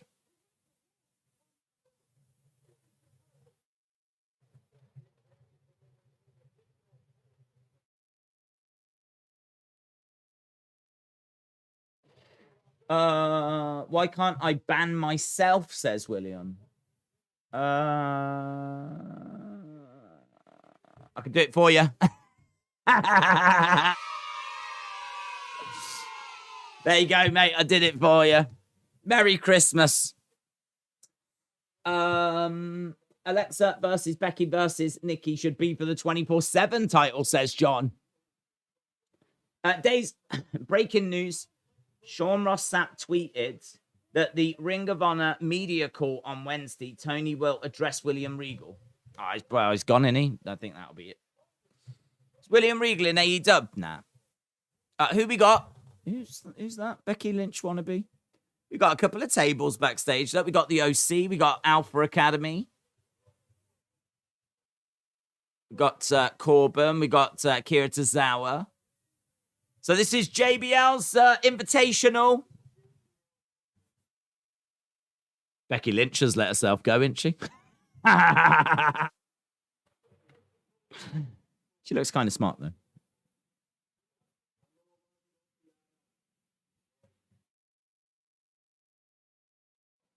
Tozawa, nobody likes you. It's probably true. We got Tamina, we got Dana Brooke, we got, what's Big Dom doing there? I've only just noticed Big Dom's there. What's Big Dom doing there? Is Loomis.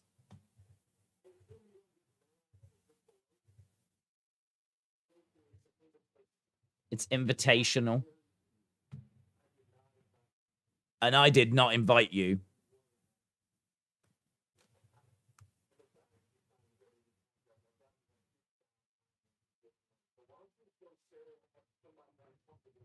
Why don't you go and stare at someone uncomfortably outside?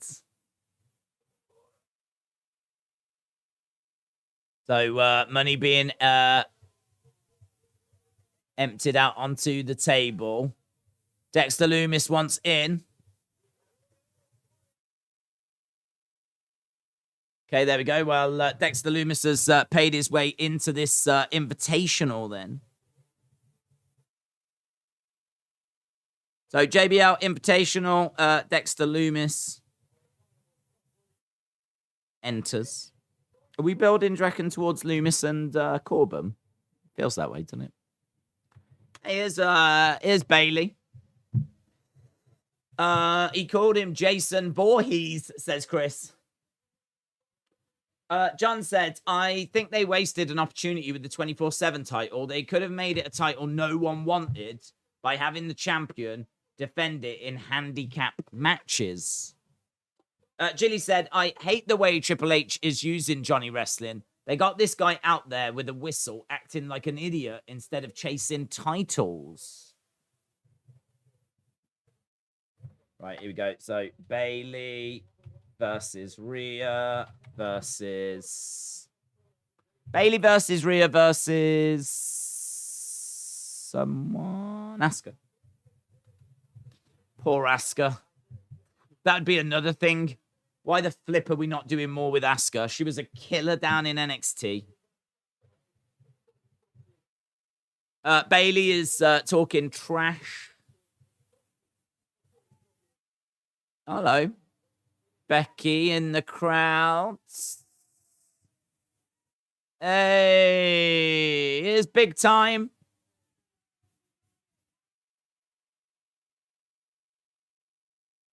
Is Big Time making her way down? Is there a Bobby chant?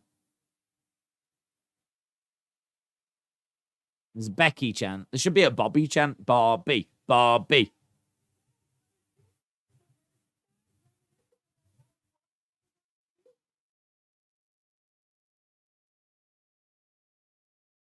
She said, I was just at the merch stand reminiscing about how awesome last week was.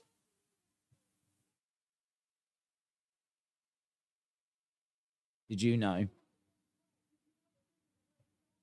Did you know this is a great sign? What does the sign say? Big Time Becky sign?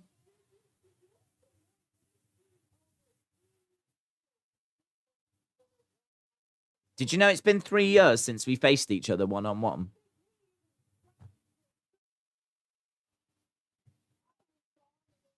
I don't even remember the match. She said, good job. You held this company on your back during the Thunderdome era, which is true. She did. She was amazing. You guys can cheer for that, says Bailey. You guys can cheer for that. Boo. I don't know why they're applauding. I hit the wrong button. Do you think Dexter beats Baron? I don't know, I think it's a good little match, actually. I think it's a good match.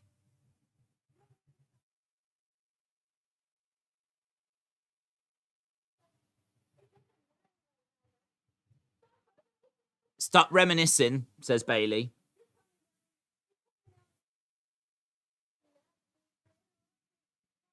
You're interrupting matches. You're coming down the stairs. I thought she was going to make a reference to the Shield, but she didn't. William said, prayers for Barry Windham. Yes, William, shout out to you, bud. Well said. Yeah, that was mentioned earlier in the World Cup streams. It's awful news. So, yeah, hopefully he does make a speedy recovery. So, yeah, well said, William. Hope you're well, buds. Becky Chance. Zachary, shout out to you. Bailey said she doesn't care about you.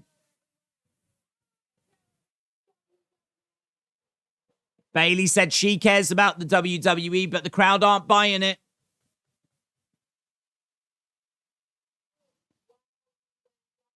And that's what I've been doing whilst you've been gone.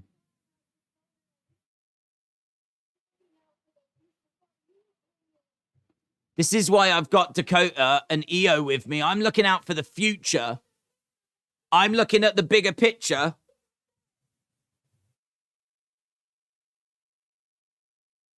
And you guys won't cheer for that. You won't cheer for what I'm trying to do. Becky chants. Becky chants from the crowds. The crowd just want to see Bayley react, don't they? They just want to see Bayley getting upset. She should probably get a little more animated. Show that it's really getting to her.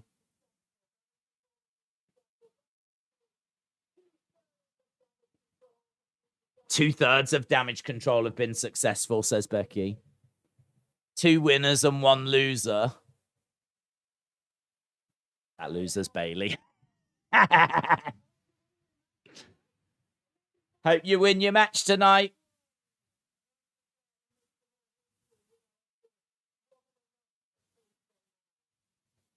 Maybe we could make some more history if you're woman enough to face the man. This is my brutality. This is my brutality. Here comes Rhea. This will be a nice little interaction, Rhea and Big Time.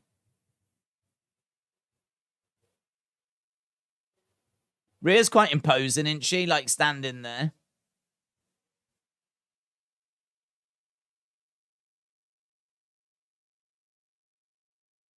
Becky with a smile on her face. Here's Rhea making her way towards Bex. It's good, this is. Good, this is. Got some interesting parts in this women's division, don't we? Rhea slowly making her way. You'd have thought that Bayley might have jumped Becky from behind. These two face-to-face. There's a referee that's come in. Let them fight, says someone. Let them fight. Oh, look how serious Rhea is. That's a big match, that is. That's a big match. Big Time and Rhea Ripley. Nice. Becky staring at Rhea. I wish Becky didn't have a little smirk on her face.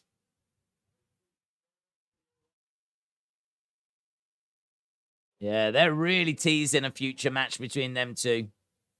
Rhea went to walk away and she went to walk off. Came back.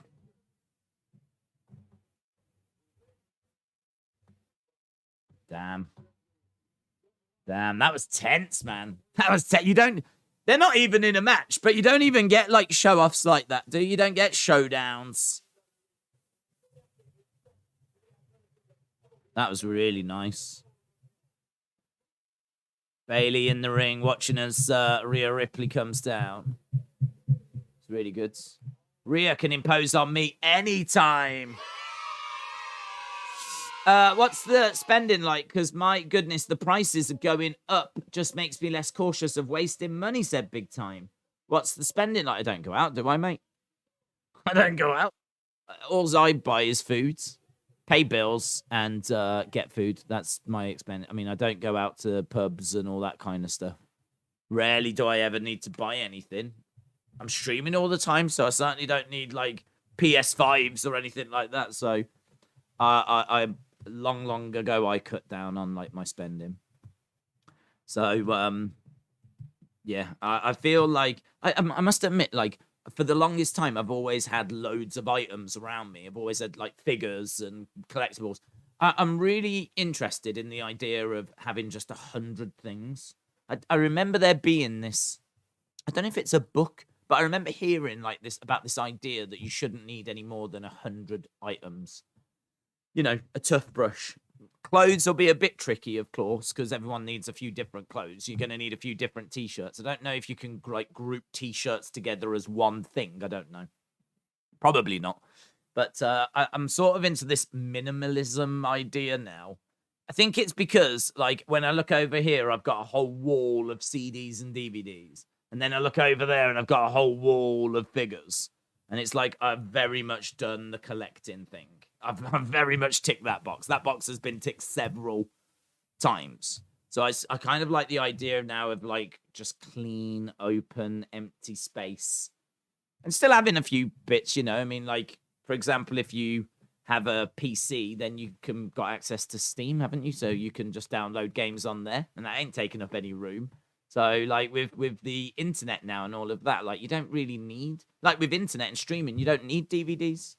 With YouTube Music or Spotify, you don't need CDs. There's not really anything to replace wrestling figures, of course, but we've had quite a good conversation during the World Cup streams about those and talking about, like, what is it that you need from a collection? And, you know, it's. I think that I'm going through an interesting phase with my wrestling figures because I do want to keep collecting, but I want to be more focused with what I'm getting rather than just, I want that, I want that, I want that, I want that. Because you can just end up spending and spending and spending and spending and spending, and there's no end in sight. Do you know what I mean? Like, it's just never ending and it can spiral out of control. And that doesn't feel financially like worth it, and it doesn't feel like beneficial in any way. Like, I've got hundreds and hundreds of figures, yeah, and I'm still nowhere near close to having them all, right? I don't think I would ever get them all because there's loads that are like hard to get and all of this, and you know, you then have to spend tons of money trying to get those. I feel like Mattel might have released too many.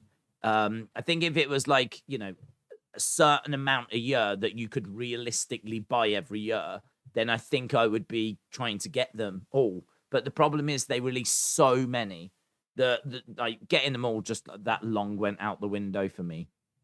Long went out the window. I don't even know if it was ever an option. So now I have to consider, well, what collection do I want? What collection do I want? What do I want my collection to look like? And that's a hard one to answer, to be honest. It's a hard one to answer. I think if you know what you want, if you know what you want, go for it. Do you know what I mean? If it's something you want. But I would just say give it some thought. Like, are you just trying to get your favorite wrestlers? Are you just trying to get current stars? Are you just trying to get Attitude Era? Are you just trying to get the different belts? Are you just trying to get the women? Are you just trying to get the men? Are you just trying to get, I don't know, tag teams? Are you just, I don't know, whatever you're trying to get?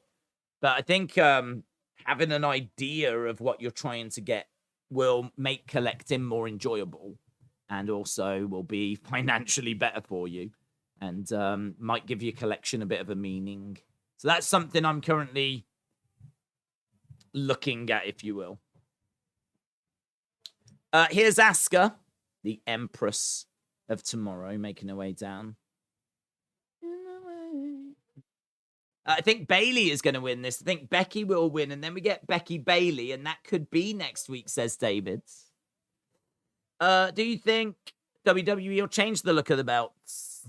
Yeah, I think they will. I mean, I think over time, belt designs change. There's rumors of new tag belts coming in. I don't think they're going to... There's no news that they're changing the Universal or the WWE. We've spoken before as well about the fact that they need that logo to be very visible because if you have a picture of a wrestler with a belt and you don't know who that is, you know who it is because it's got the big logo there. So you sort of need that, like photos and pictures and social media. It's so important that if you've got a champion, people know that's WWE. Because it could be anyone, couldn't it? Could be a boxer. Could be a boxer. It could be a UFC fighter.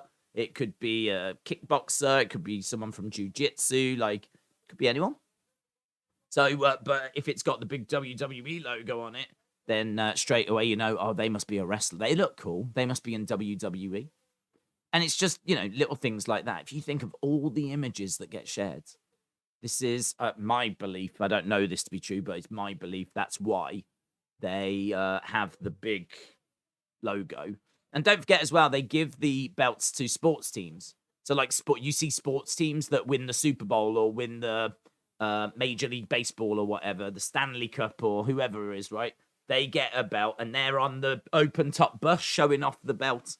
And again, when people see that belt, they need to associate it with WWE, whether they watch the programming or not. And the best way of doing that is by having a massive WWE logo on the belt. So for that reason, I don't know that I can see the Universal or the WWE or the women's belt changing at all. You could always change it and still have a very large logo and then maybe something around. But there'd still be a bit, there's maybe a way of changing it, but keeping a large WWE logo there. But I don't see us ever moving away from a large WWE logo now on the belts. Suplex there by Rhea. Who do you think will be in the Rumble? Don't know. A lot of the people that you see here and a few surprises, but what surprises there will be, I really don't know. I mean, there could be some names that we haven't seen before because obviously Triple H is in charge now. He might be tempted to go back and get a few names that maybe Vince wasn't too fond of. Maybe some people that Vince is always like not interested in like using them. I think it would be good if we did get some different legends. I feel like we've probably seen all the women's legends, but maybe he goes and gets. I don't know. I really don't know who he goes and gets from the women. I was going to say Bull Nakano, but you wouldn't recognize her now. Bull Nakano is so thin and small, you wouldn't recognize Bull Nakano. Plus, I don't think Bull Nakano would get a crazy reaction if she did come out anyway. But so used to seeing Kelly and like Michelle McCool and like Ivory. Like I feel like we get those same kind of stars like for most women's rumbles. Be nice for something different, but I can't give you a name to be honest. And he's certainly not going and getting Sunny. I can tell you that much. Bayley and Asuka working together. Into the ring post goes Rhea. She goes down on the outside of the ring. So we've got Asuka and Bayley. Kick to the midsection there by Bayley. Bayley with Asuka. Asuka hurling Bayley against the rope. Shoulder tackle and Bayley goes down. Asuka charging over, looking for a hip attack. Goes for the hip attack, but Bayley grabs the leg, drags Asuka to the outside. Asuka into the barricades. And she's throwing in some clubbing blows. Here's Rippers. Rippers lands on top of Bayley and Asuka. She's got a smile on her face. Didn't look brilliant, but as long as she's happy. Undercover manager said, with the figures, I think every now and again they should release some jobbers so that you can play with your collection and feed them the jobbers. That'd be good. Certainly if they were like real jobbers from the past as well. That would be fun. Bring back the Iconics, says Zachary. That's a great shout. Peyton is, I think, pregnant. I don't know when she's due, but that's a great shout. Do you think WWE could let women win the Intercontinental like China did? I don't think they should, to be honest. I think that if you've got men that are at the top of their game, we're talking about super athletic guys. These aren't just normal guys. Like a normal guy against a highly trained female wrestler would likely get battered, right? Because they should be highly trained. They should know submission moves. They should be able to have some strength about them and potentially tie you up in knots. And do you know what I mean? Like it should be a bit like, when Becky against James Ellsworth was, yeah? James Ellsworth didn't stand a chance against Becky and she destroyed him, right? I don't have a problem with that. I don't have a problem with that because I can believe that a highly trained female wrestler would beat a normal bloke off the street, right? I like to think that like that training that they go through, the amount of work they put in the gym, I like to think that would show itself in real life. Now, obviously, you've got some big, strong guys out there. Maybe they would struggle against them, but, your average guy, your James Ellsworth, yeah? Like, that's the kind of... I can buy that. So that kind of intergender match, I don't mind. But seeing a highly trained female wrestler take on a highly trained male wrestler, I'm struggling to buy that. I'm struggling to buy that the highly trained female wrestler who's, unless she's like Nia Jax or maybe a Jade Cargill or maybe a Rhea Ripley. I don't know though. I must admit, even so, like I don't want to be seeing Rhea Ripley getting a victory over, say, Austin Theory. Like that doesn't make any sense to me. And like who would you have that she could have a victory over? Maybe the Miz. Maybe you'd feed the Miz to like Rhea Ripley or something. Maybe you could go because he's a bit smaller, isn't he? But to be honest, even he should be highly trained. Even he should, he's been in WWE so long. He's had how many matches? Like the idea that he now is going to be getting out muscled, out wrestled. I would, I don't know. I'm not crazy with intergender wrestling. I'm not crazy. Not crazy about it. I think if you have a highly trained female and a highly trained male, the highly trained male should win. And I don't really see what benefit it is having the highly trained female go over the highly trained male, if that makes sense. I don't see what benefit it is to the guy, really. I don't think it helps the guy out at all. It might give the boost to the woman, but it's going to come at the expense of the guy. So I've never really bought into gender wrestling. I've never been a fan of it. I think, as I said, you can find ways of it working, like Becky going over James Ellsworth. I don't have an issue with that, right? That's not a problem. But I'm not interested in seeing a woman win the Intercontinental. It's got nothing to do with like women being inferior or anything along these lines. It's the same as like if a woman in the 100 meters entered men's 100 meters. I wouldn't expect the woman to win that race, because if you look at the times of, this is why they're separate. This is why they're separate, because women's bodies are different to men's. So this is why you have male sports, female sports, and this is why they compete against their own, gender rather than mixing it all up. So I personally wouldn't do it. But it's a hot topic, isn't it? It's a hot topic. It's one that divides opinion. Wes said Mattel needs to make a Wrestling Days figure. That's true, because there's a lot of shelves out there that really do need warming. So you're bang on with that, mate. You're bang on with that. Some lovely spinning back fists there by Asuka. She even did like this really big clubbing overhand blow, which looks really cool. Here's Asuka pinning Rhea. Shoulder up. There were some lovely strikes by Asuka. I so wish that Triple H would push her. I really wish that Triple H would push her, but at the moment, she's on the back burner. I want a community figure, says Mama Days. Do you think someone from New Japan will be in the Rumble? I don't think so. I don't think that there's a relationship there. I know that Gallows and Anderson look like they might be going over and competing at Wrestle Kingdom, but that's because of there's an existing agreement there. I'm not aware of any new kind of relationship between WWE and New Japan. So it'd be a surprise. You could put it in as a curveball. You could put it in as a imagine if this happens, but it's not something that I would be expecting. Headbutt by Rhea on Bayley. Suplex by Asuka to Bayley. Rhea goes for the kick. High kick there by Asuka. Rippers goes down. Asuka, come on, Asuka. Bayley grabs Asuka's leg, pulls Asuka out of the ring. It's a real shame because, like, we had Bayley having a back and forth with Becky. We had Rhea coming down, having a great showdown, a great stare down with Becky.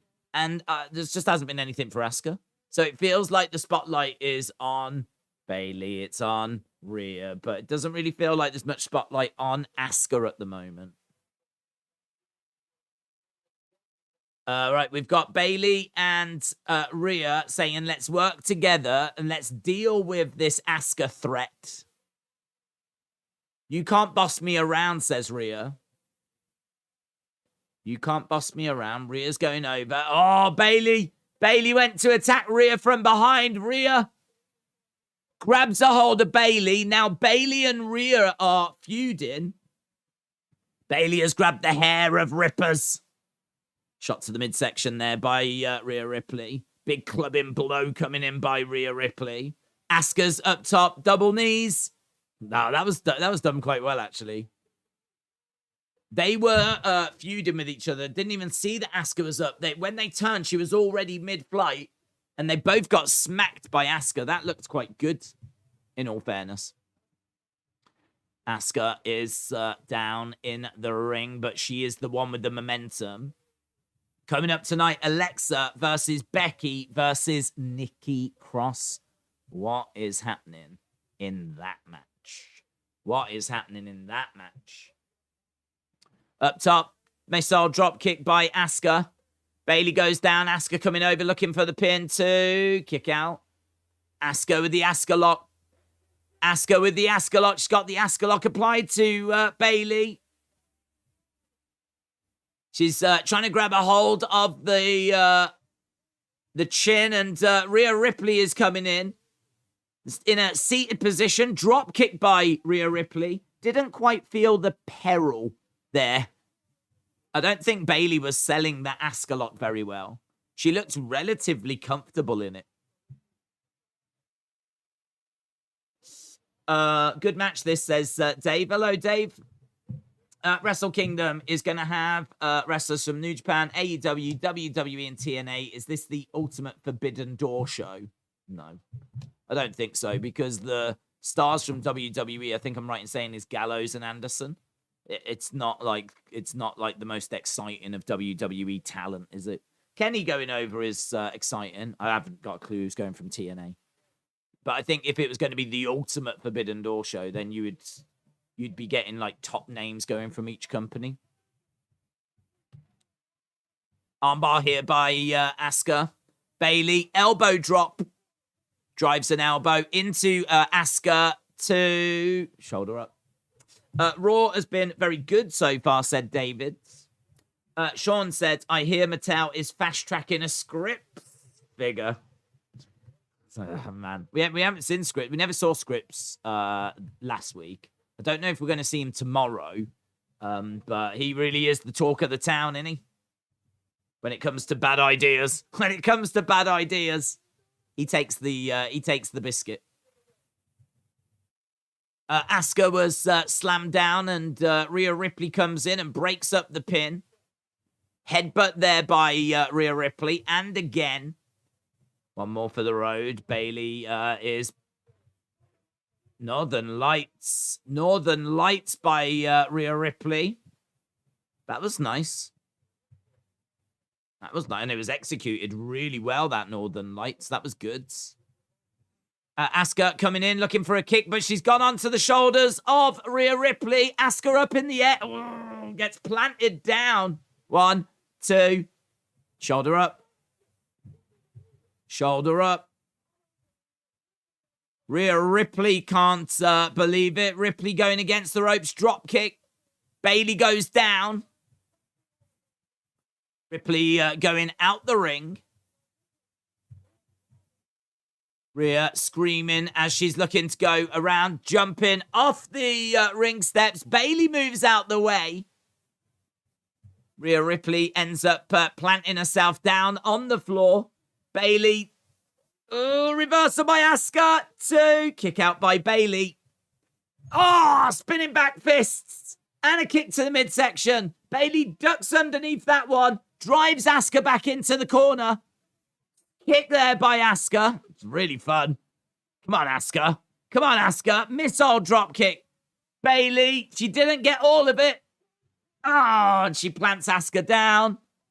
1, 2, 3. Ow. Goddamn.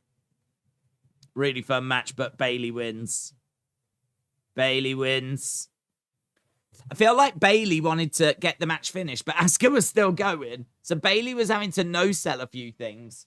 There was one where Bayley ducked. She ducked underneath a spinning back fist. But Asuka didn't throw a spinning back fist. She actually threw a kick to the midsection. So Bayley ducked and ended up getting kicked. So she was trying at that point to like avoid the attacks. And then Asuka had a missile drop kick, which looked like it was fine. And Bayley had to just no-sell it because she wanted to wrap this up. Asuka was just out there having fun. But right now, Asuka's getting riptided. Riptide to Asuka. Riptide to Asuka.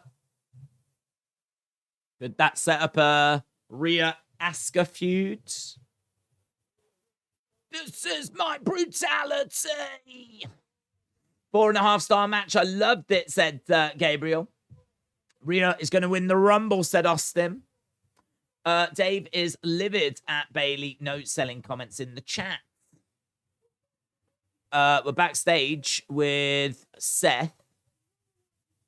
She did no sell that drop kick, but she sort of had to because of the fact that I think that match was meant to be ended, and Asuka was the one that was not hitting her like the time. It feels like they were meant to go home, but Asuka was just having a great time. So like Bayley had to no sell it to wrap it up. It's not a problem. Right, we have got NXT. Who is that in the background? I don't think that was anyone. I think that was just a producer. Someone had like a headset on and they were just like leaning against a box. Just a random woman in the background, but she didn't look like anyone. Do you think Braun should get called up to Raw or SmackDown? I don't mind if it happens. I feel like we've got a lot of people that we can use anyway. So I don't know that we're in really much of a rush. But yeah, I don't mind if it happens. I don't think it's needed. I don't look at Raw and SmackDown and think, oh, we need Braun. Do you know what I mean? We've got Carrion, we've got Johnny Wrestling, we've got, Cody going to be coming back. Like, I feel like we're fine. If they call him up and they think they can do something with him, then fine. Not yet, says Derek. Seems fun so far. Each task in different categories. How do you feel about this version of Seth? Well, I like the fact that we started to get a bit of Monday Night Rollins back. I was into that, but now we've took the belt off him, so I don't really quite know what this version of Seth is anymore. So I don't know. I feel like this version of Seth's a little confusing because it's like face. It's face, but he's not really changed what he's doing. He's still wearing the outlandish clothes, Don't know. It's just Seth, I suppose, really. That's how you just have to look at it. Like, we had Monday Night Messiah, that long finished, and then it morphed into him just wearing this wacky clothes and, like, loving himself and being a heel. Now he's still wearing the wacky clothes, but now he's a face. And now, like, he's obviously building towards a match now with Theory, which I'd imagine Theory's going to win now. Now that we've got this, like, super serious Theory, so... yeah, I mean, this is all right. I don't mind this Seth. I just want him to keep having banger matches, though. I just want him to keep stealing the show, And we were getting that actually when he had the belt. We very much went back to Monday Night Rollins, and that was really cool. That's still my favorite version of Seth, I think. I do like Shield Seth. Shield Seth might be my favorite, but then it would be Monday Night Rollins. And then, like, I hated the Messiah. I thought the Messiah stuff was rubbish. I really didn't like that. But, like, as we said, we've long moved away from that. And now, like, this, like, wacky clothes Seth. I must admit, what I do like about Seth wearing the wacky clothes is I feel like wrestling used to be really bright and colourful. Like, you think about the Ultimate Warrior and you think about Hulk Hogan and you think about Brett in bright pink. And you think about Nails and the Big Boss Man, and like it was all very cartoony and it was very big and colourful. And I feel like everyone like largely wears black now, and it doesn't feel as vibrant. It doesn't feel as colourful. It doesn't feel quite as exciting as a result. Like you drop Macho Man in this day and age. Imagine Macho Man coming down with the entrance music, the promo style, the things that he wore, his match quality. Like, I sort of feel like that's very much the inspiration that Seth has had, is Macho Man Randy Savage. And I feel like, yeah, you put Macho on this show, he's going to shine like a star. And I feel like Seth is like that, but his booking has been pretty rubbish in 2022. Like, for me, he shouldn't have lost 3 times to Cody. I don't think, and it's people will disagree, and that's fine. But I think that his match he has with Cody when Cody's hurt his bicep, not his bicep, his pectoral muscle. I don't think he should have lost that. I think their matches were so close that I think if Cody is going to be injured that badly to the point where his arm's dangling, I don't think Seth should have been losing that match. So he lost that, and then obviously, like, you know, he went into the Riddle feud, and he had a few losses this year. So his booking has sort of hurt him a little bit. But him coming out in all this like wacky attire, it's vibrant, it's colorful, it's interesting. The crowd love singing his song as well. He's got some good stuff going for him, Seth. He's got some good stuff going for him. He just needs to go on a bit of a winning streak. He just needs to get some momentum, put some wins together. Keep delivering some bangers, you know. Right, Seth's making his way out. Seth freaking Rollins. Cody versus Seth. Hell in a Cell was match of the year, said Austin. Kraken said they need to add William Regal to the Brawling Brutes. Number 1 contenders match, Bobby Lashley versus Seth Rollins next week. Was your mum shocked by the results today? She was out today shopping, so she came back and just asked who won, so she didn't see today. I think that today was such a weird day in the World Cup. Today was such a weird day. It was like, I think everyone looked at Brazil and thought Brazil are going to win this, and they did, and it was easy. And then I think, like, I don't think Japan and Croatia really grabbed people's attention. So it was a weird day today. That's all right. The thing with the World Cup is there's plenty more matches on the way, and I'm really looking forward to tomorrow's. Here's Seth Rollins then. So we know we're getting Seth versus Bibbs next week. I am the visionary. I am the revolutionary. I am Seth freaking Rollins. I've got some breaking news. 1 week from tonight, I will go one-on-one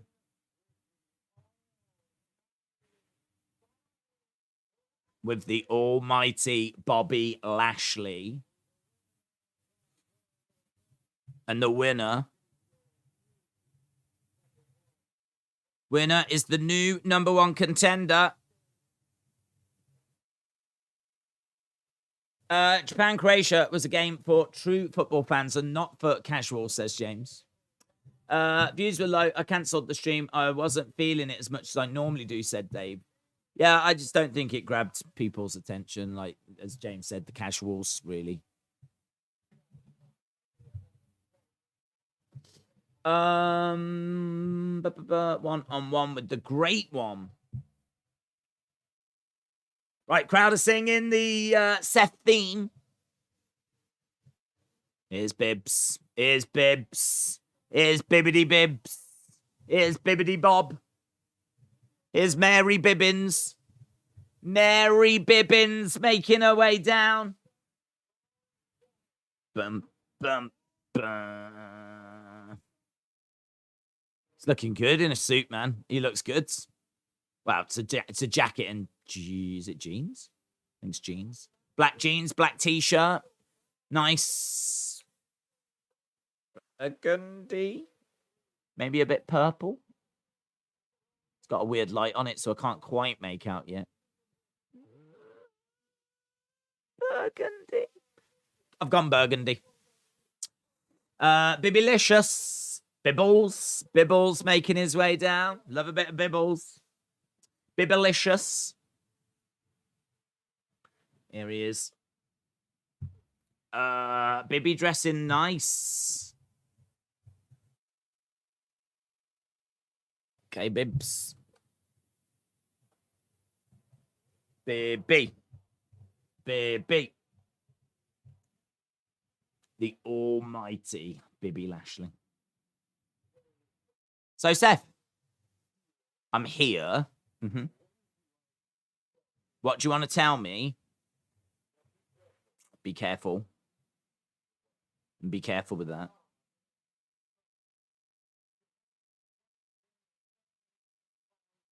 You haven't quite been the same since Crown Jewel.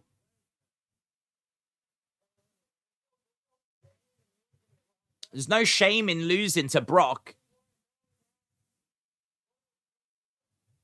What's with your obsession with Brock Lesnar? What's with your obsession with Brock Lesnar? Bibs. Are you scared of Brock? Are you scared of Brock, Bibs? He's probably a bit bigger than you. He's definitely stronger. Seth's like, I'm not trying to rattle you. Calm down. Okay, you're not scared. You must be jealous. If you're not scared, then you're jealous.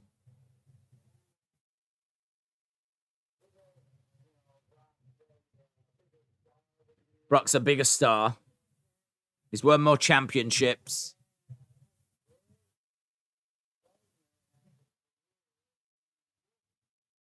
Brock Lesnar had the career you wished you had.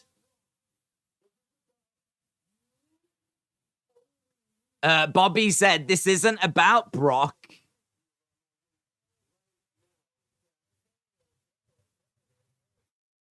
No, Seth needs to be careful because Bibbs might not mess around. I hope he agreed all this stuff with him backstage. There was a moment there, did you see, where Bibbs said, this is about you, and he actually tapped him in the face with the microphone. This is about you. I liked that. That was really getting his point across. This is about you.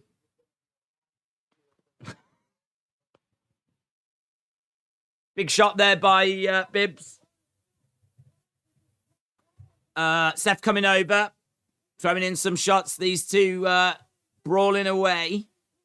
Some of those shots didn't look great, but these ones look quite good from Bobby.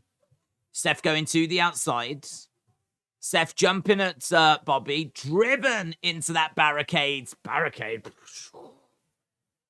Proper moving. So we've got a brawl now between these two on the outside. Look at that woman. There's a woman in the front row. She's like, yeah. Go on, lads. Make them humble. She's loving it. Seth is pulling at the face of Bobby.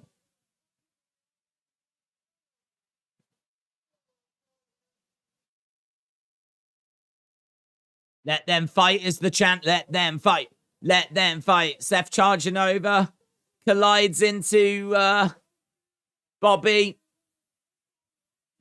It's just, there's a universal truth, and it's not that WWE stands for Walk with Elias. The universal truth is that if two wrestlers want to brawl, there's not a known number of referees that can prevent it. There is not a known number. There is no known number of referees and officials that can prevent two wrestlers from brawling. That's the real universal truth. Seth back in the corner as Bobby is being pulled back. Bobby looks great all in black. Oh, spear by Bibbs. A producer has been speared. A producer has been speared. Oh, Bobs, you've done it now, said Seth.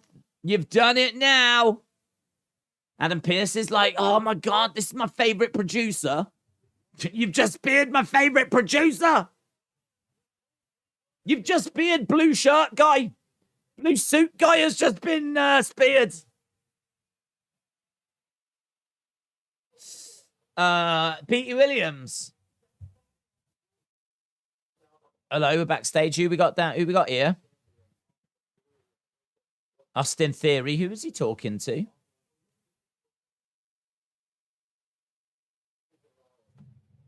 What do you think about what we just saw?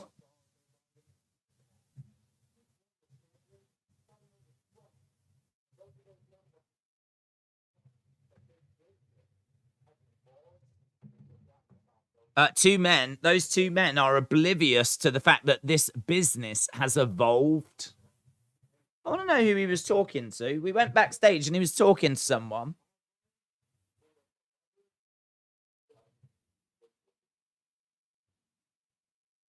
Someone wanted that belt, was it?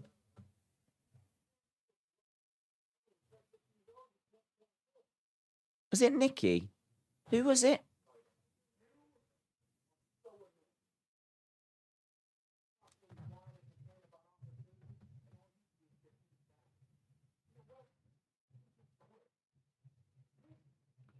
Theory telling Mustafa Ali to just quit.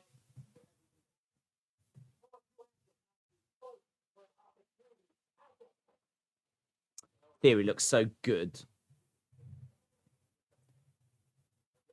Now that he's more focused. I'm going to become the United States champion, says Mustafa Ali. We'll do it tonight.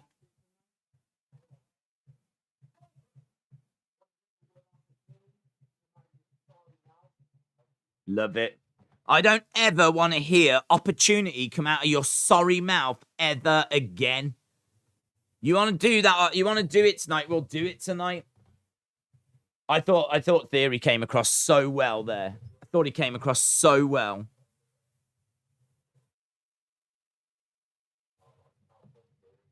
Never want to hear opportunity come out of your mouth ever again. That was really good. Would you like to see the Hurt Business return? Don't mind. If they did, I hope that they are booked better.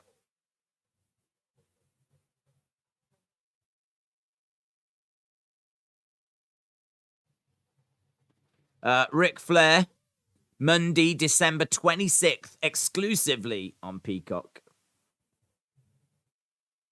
Yeah, there was when we went to Theory, he was backstage and he seemed to be with a woman, and a woman had his United States title, and there was some kind of conversation. He took it away and then headed to the camera.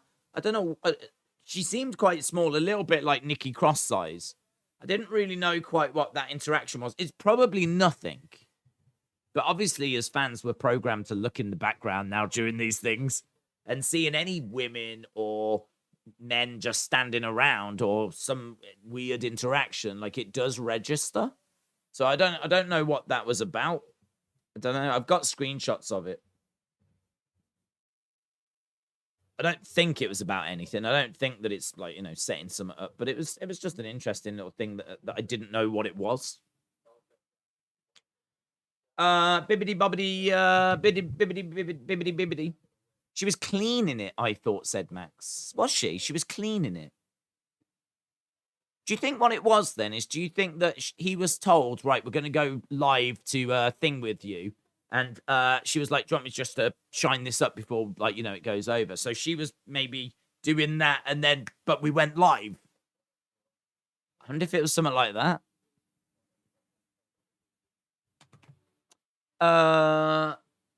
Erase your mind.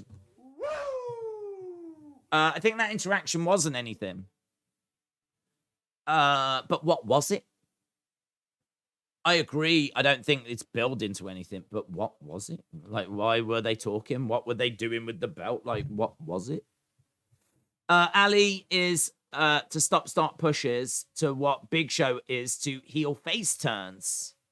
Theory was obviously talking to Uncle Howdy.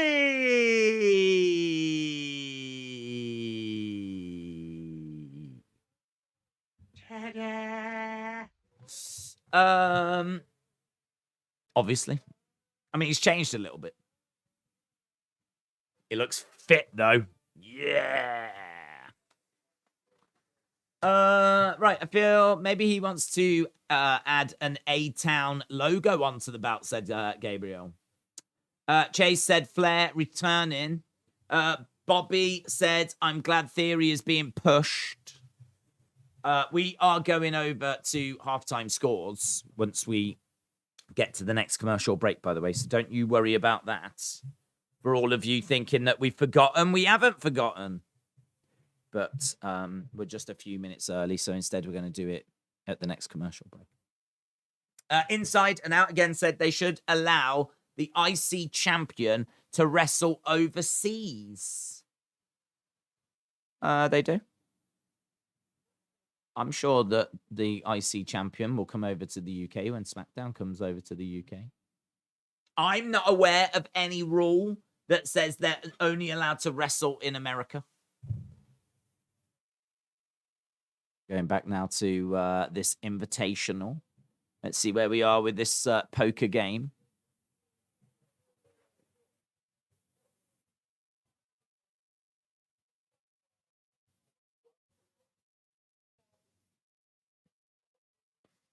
I fold, said Chad.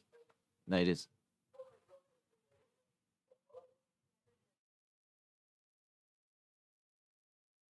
You need to know when to push forward and when to walk away.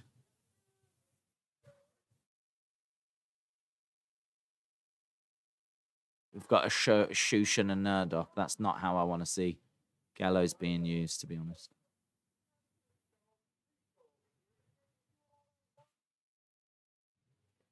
He said, I'm trying to get a read on this freak show over here.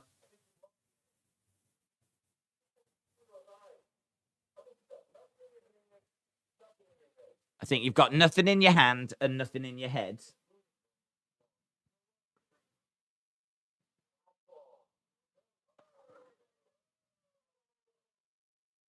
Okay, so Corbin calls. Loomis has got 3 aces, 2 jacks.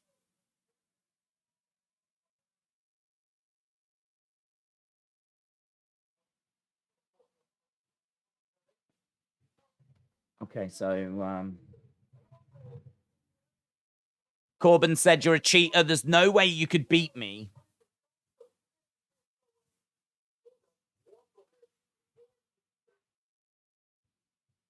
He's got an axe.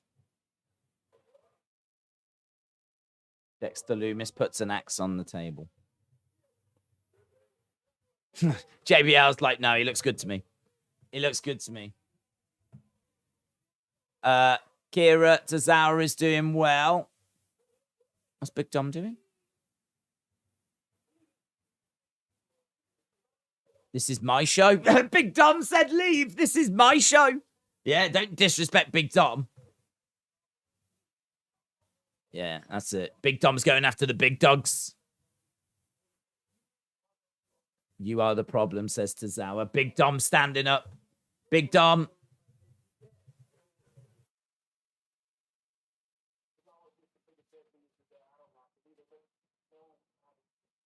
No fighting in here, says JBL. Go outside if you want to fight. Oh, look, he's upset Becky Lynch. We're going back over to the other table. There's the axe. The axe is still on the table. Right, well, there we go. Tozawa and Dominic, guys, are on a collision course. They're on a flipping collision course. I honestly, so many people keep asking me, oh, what's going to be the main event of WrestleMania? What's going to be the main event of WrestleMania? Ta-da! It's right there, guys, in front of your eyes. You do Rock versus Roman on Saturday night main event. You do Big Dom versus Akira Tozawa on the Sunday night main event. That is WrestleMania done. Dusted. You don't even need any other matches. Thanks a lot for coming. People have already bought the tickets. No refunds. Forget refunds. So that's it. That's what they're going to get now.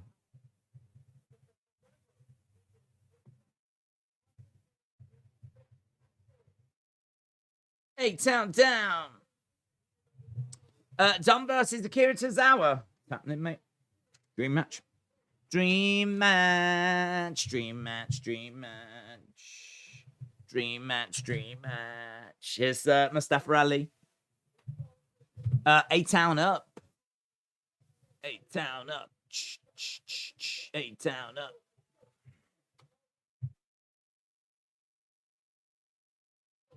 Ali versus Theory. They should start a WWE versus Japan feud. Yes. WWE versus the whole country of Japan. What a feud. What a feud. And then they can go and pick on Singapore after. Stupid Singapore. Yes. Let's start feuds with countries. Right, here we go. United States Championship. B-City up. B-City up. John said halftime scores.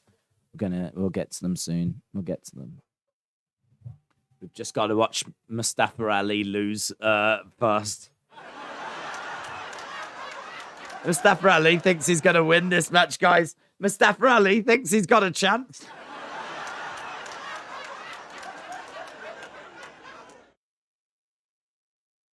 Bless. Right, here we go. Theory getting booed out the building. I missed 205 Live Ali and the matches with Buddy Murphy. That was the best Ali that should return because he doesn't deserve to be treated as a nobody. And it's true. 205 Live Ali was fantastic. He just doesn't get. He's just booked like a clown. I'm pretty sure a clown would be booked better.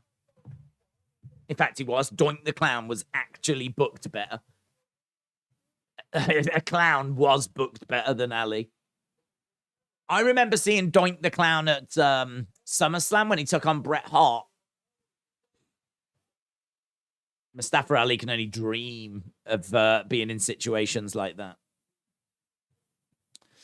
Right, coming up tonight, Alexa Bliss versus Rebecca Lynch versus Nikita Cross.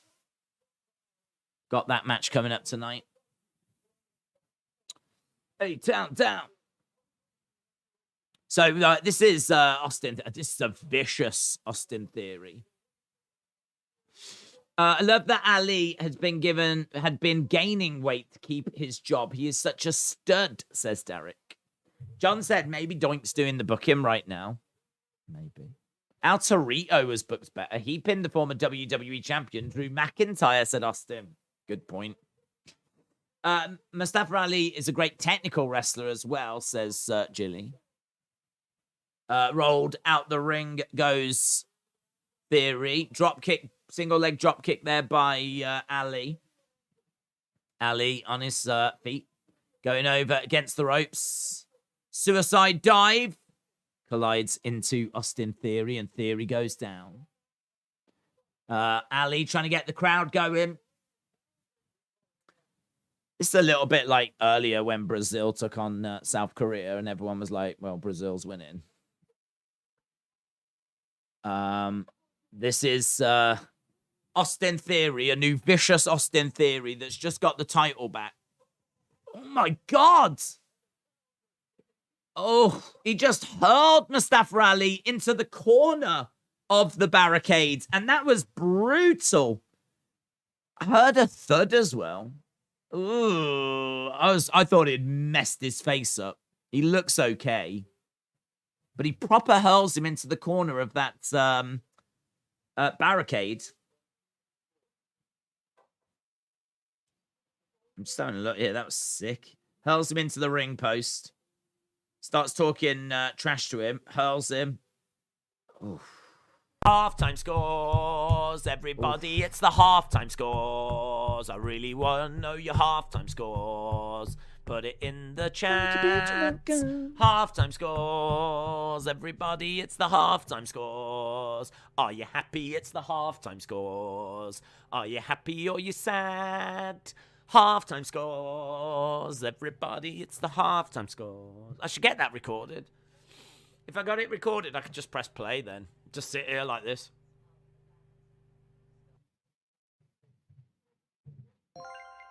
How do you feel about Kevin Patrick? I can't stand him. He's horrible. He doesn't bring any energy to commentary. Yeah, I'm not a fan. I'm not a fan. Halftime score 7. Billy said 7.3. Please endorse my day's exclusive Big Willie Honker box. It's a box that you send your co-workers. Hans' favorite part of it sounds great. I completely let me know where I need to sign the contract for that. I'll endorse that. I'm really looking forward to doing the video to like help promote it. So drop me a call. 6.5, 5.21, 7.7. Space Maniacs, that goes 3.14159. Nuts! Oh my god. I know pi when it's arrives in the chat. Nuts. 6.7, 6.5, 6.75, 6, 8.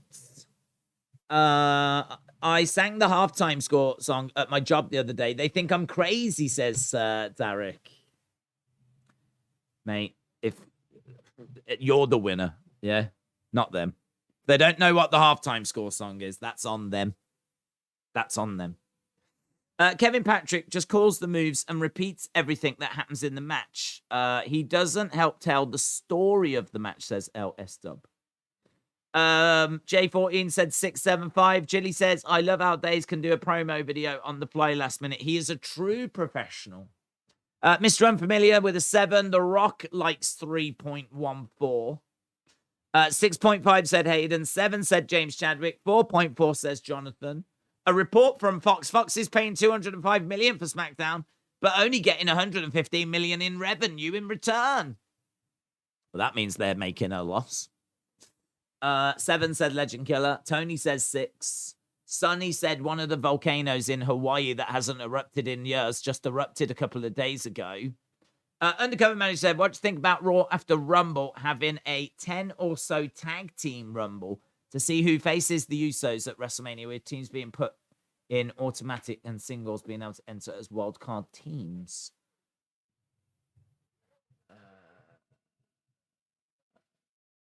do I feel about that?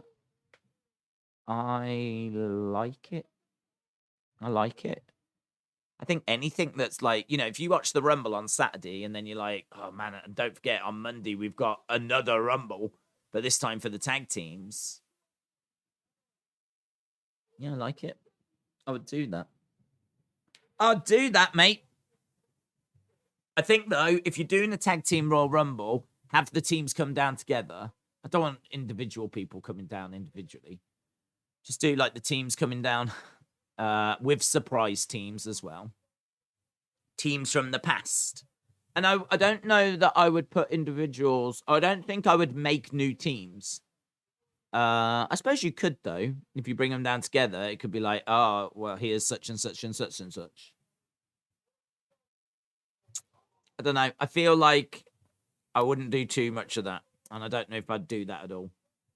I think I would just want proper teams, existing teams, and classic teams. But that would, anything that makes, like, Raw exciting, and that would be good.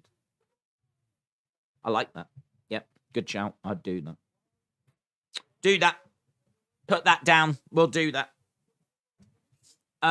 Sloppy Avalanche Rana said, LSW, do you kiss your mother with that match, do you? You kiss your mother with that mouth. Hey? Going around, commenting on people's sloppy Avalanche Ranas, you. Don't go putting that in Google. Whew. Honestly, you don't need to see the images that come back for a sloppy Avalanche Rana. Oh, God. Oh. I've heard that William Hensey specializes in those, you know. You can ask it. He won't deny it. He is a master of sloppy Avalanche Ranas. Oh. Kicks coming in by Theory. Mitchell. Mitchell said, I don't feel bad. Everyone, I've turned the halftime score song into a din-din song for the cats. Din-din time. Come here, cats. It's din-din time. Oh, that's good. Corbin should have accepted the axe wager. Solid axe. Mitchell, shout out to you, buds. Shout out to you. Din-din time. Hey, here's Dolph Ziggler. Dolph has... do you remember when Dolph was targeting Theory ages ago and then he disappeared? Did he get flipping arrested or something? What happened? You don't touch me, says Dolph. You don't touch me! For all I've done, now Theory beating up on Dolph.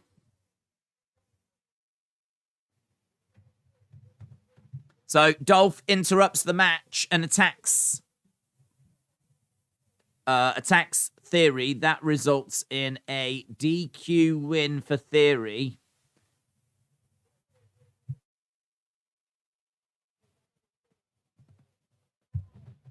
Theory has got Ziggler up on his shoulder. 8-town down. 8-town down. Now Ziggles wants some. Ziggly wiggly. Din-din time. Come here, kitties. It is din-din time. I hope you're hungry because it's din-din time. And it's time to eat. Din-din time. Come here, kitties. It is din-din time. That's going to be in my head now. I'm loving this. People rewording the halftime score song for the benefits. Lovely.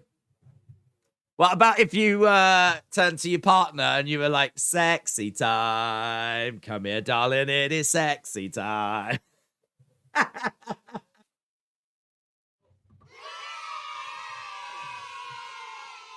Sexy time. Woo. Calm down, Austin. Calm down. Right, we got The Miz. Miz is backstage with JBL.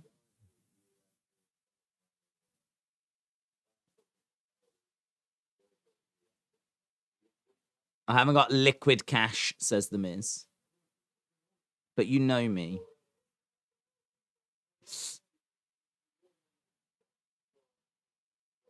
You haven't been good at paying off your debts lately. I'll give you my Rolex, says The Miz. You do know that's not real.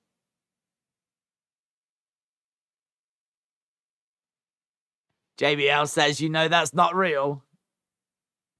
That was fun. That was a fun interaction.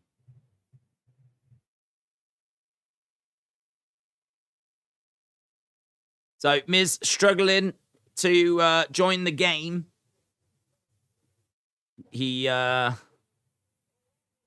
doesn't have the money at the moment, and his Rolex is not real.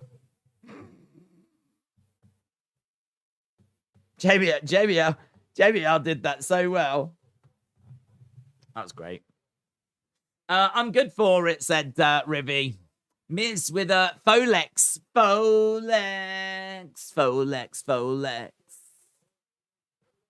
Kurt Angle. SmackDown. Live Pittsburgh this Friday, 7 Central. 7 Central. Right, where are we? We have got an hour and 15 minutes to go.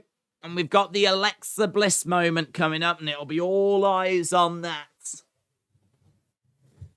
Folex. Theory, Ali, Dolph, Seth, Bibbs, throw in Finn. Who's going to answer Seth's open challenge? And boom! Elimination Chamber, says Adam. I'm down for that. That could be a lot of fun. Is this the stuff that makes WWE better than AEW? Yes. Yes. That stuff. The, you know the bit where Dominic squared up to Akira Tozawa? That stuff was better than AEW. That's what makes it better than AEW. I prefer this theory. What he's doing now, the selfie. I'm sorry, guys. I'm sorry you have to be exposed to this language. If you are new to this channel and this community, I think you're going to be shocked by that. But you will get used to it. It's pretty constant, to be honest. It's, I would say, unrelenting from James, that type of language. And I just want to take this opportunity to apologize on James's behalf. So we are taking steps in the right direction to try and curb our language. But to be honest, we're not seeing much improvement. But, you know, one day. I'll try and see if I can read the rest of it. I prefer this theory to what he's doing now. That selfie he was doing was boring. So that's what James said. We just need to give James our support. If we all gather around, give James our support, we can take steps in the right direction. I agree. Undercover Manager agrees. It's building storyline. Maybe not two stories, but do you remember Attitude Era stories were for every talent from top to bottom on the card. James is let loose on my channel, and it's carnage, says Dave. Dave, all I can say is you are a braver man than me. You are a braver man than I am.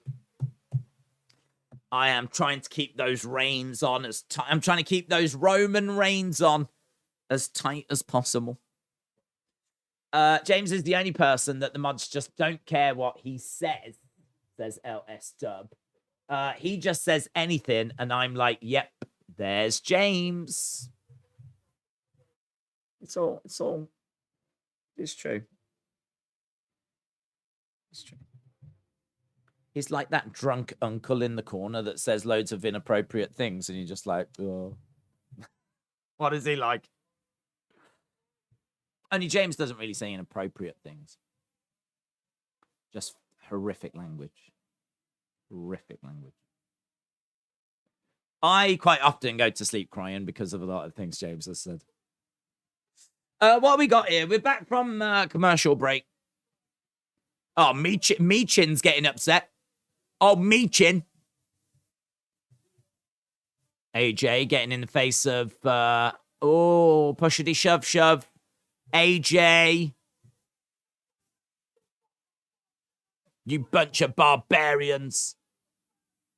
You're ruining my tournament. There is no fighting in this room. So this has set up a match between the OC, Alpha Academy, and Corbin.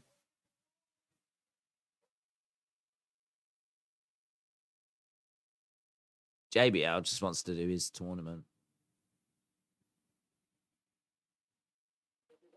Guess we won, says Johnny.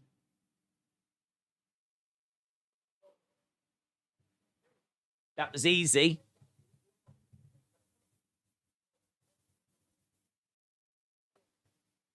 Okay, so they're taking the money, Johnny and Dexter. They're taking all the poker chips as well. Taking everything. The TV won't be left in the room either. Right, okay, so OC versus Corbin. That was a long walk, wasn't it? Just to get to OC versus Corbin and Alpha Academy. But we might have got Big Dom versus Akira Tozawa as well. Big Dom. Dolph, could Dolph and Theory be working together? Dolph basically helped him, says AE Dub fan. Don't think so, because he attacked him, didn't he? I suppose I get your point. It was a DQ. I don't think he needs that help, though. I think it'd be really disappointing if they were like working together, because I don't think this version of Theory shouldn't need those kind of cheap. The old Theory that was doing selfies like and all that, he would need that kind of help, but I don't think this Theory would. Here's Catherine Kelly.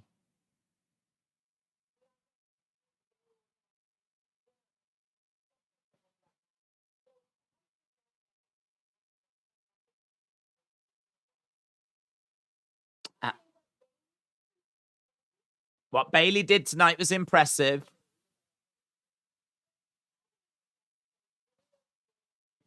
Bianca said she'd be happy to face any of these women.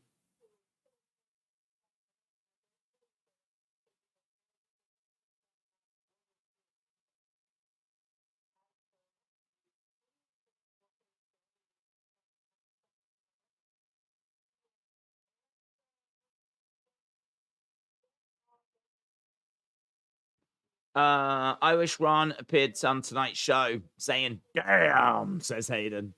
Damn. Okay, she's just running down like the competitors that are still to compete.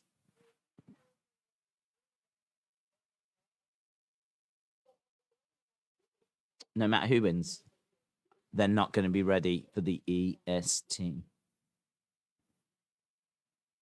Okay, well, there we go. We've heard from the EST. Time for OC. OC versus Corbin and Alpha Academy. There's Meechin. Too sweet. Boom. Think about it. Rude is injured. Theory could replace him, says AEW fan. I'm just waiting to hear girl, said Undercover Manager. Dream match, says Dark Angel. I don't have those noises anymore. I used to have dream match. Dream match. And I used to have please. I love that one. All gone now. I mean, I can easily get them back, but they're too much work. Kirstie Alley of Cheers has passed away. Oh, I love her. I know her in Cheers, but she was in like movies as well, wasn't she? What movies was she in? She passed away. 71. Jeez. Kirstie Alley. What was she in? Look Who's Talking. Yeah, I know from Cheers, but I know from Look Who's Talking. What did she pass? 7? I can't believe she was 71. She'd recently been diagnosed with cancer. And it was being treated in a cancer center in Florida.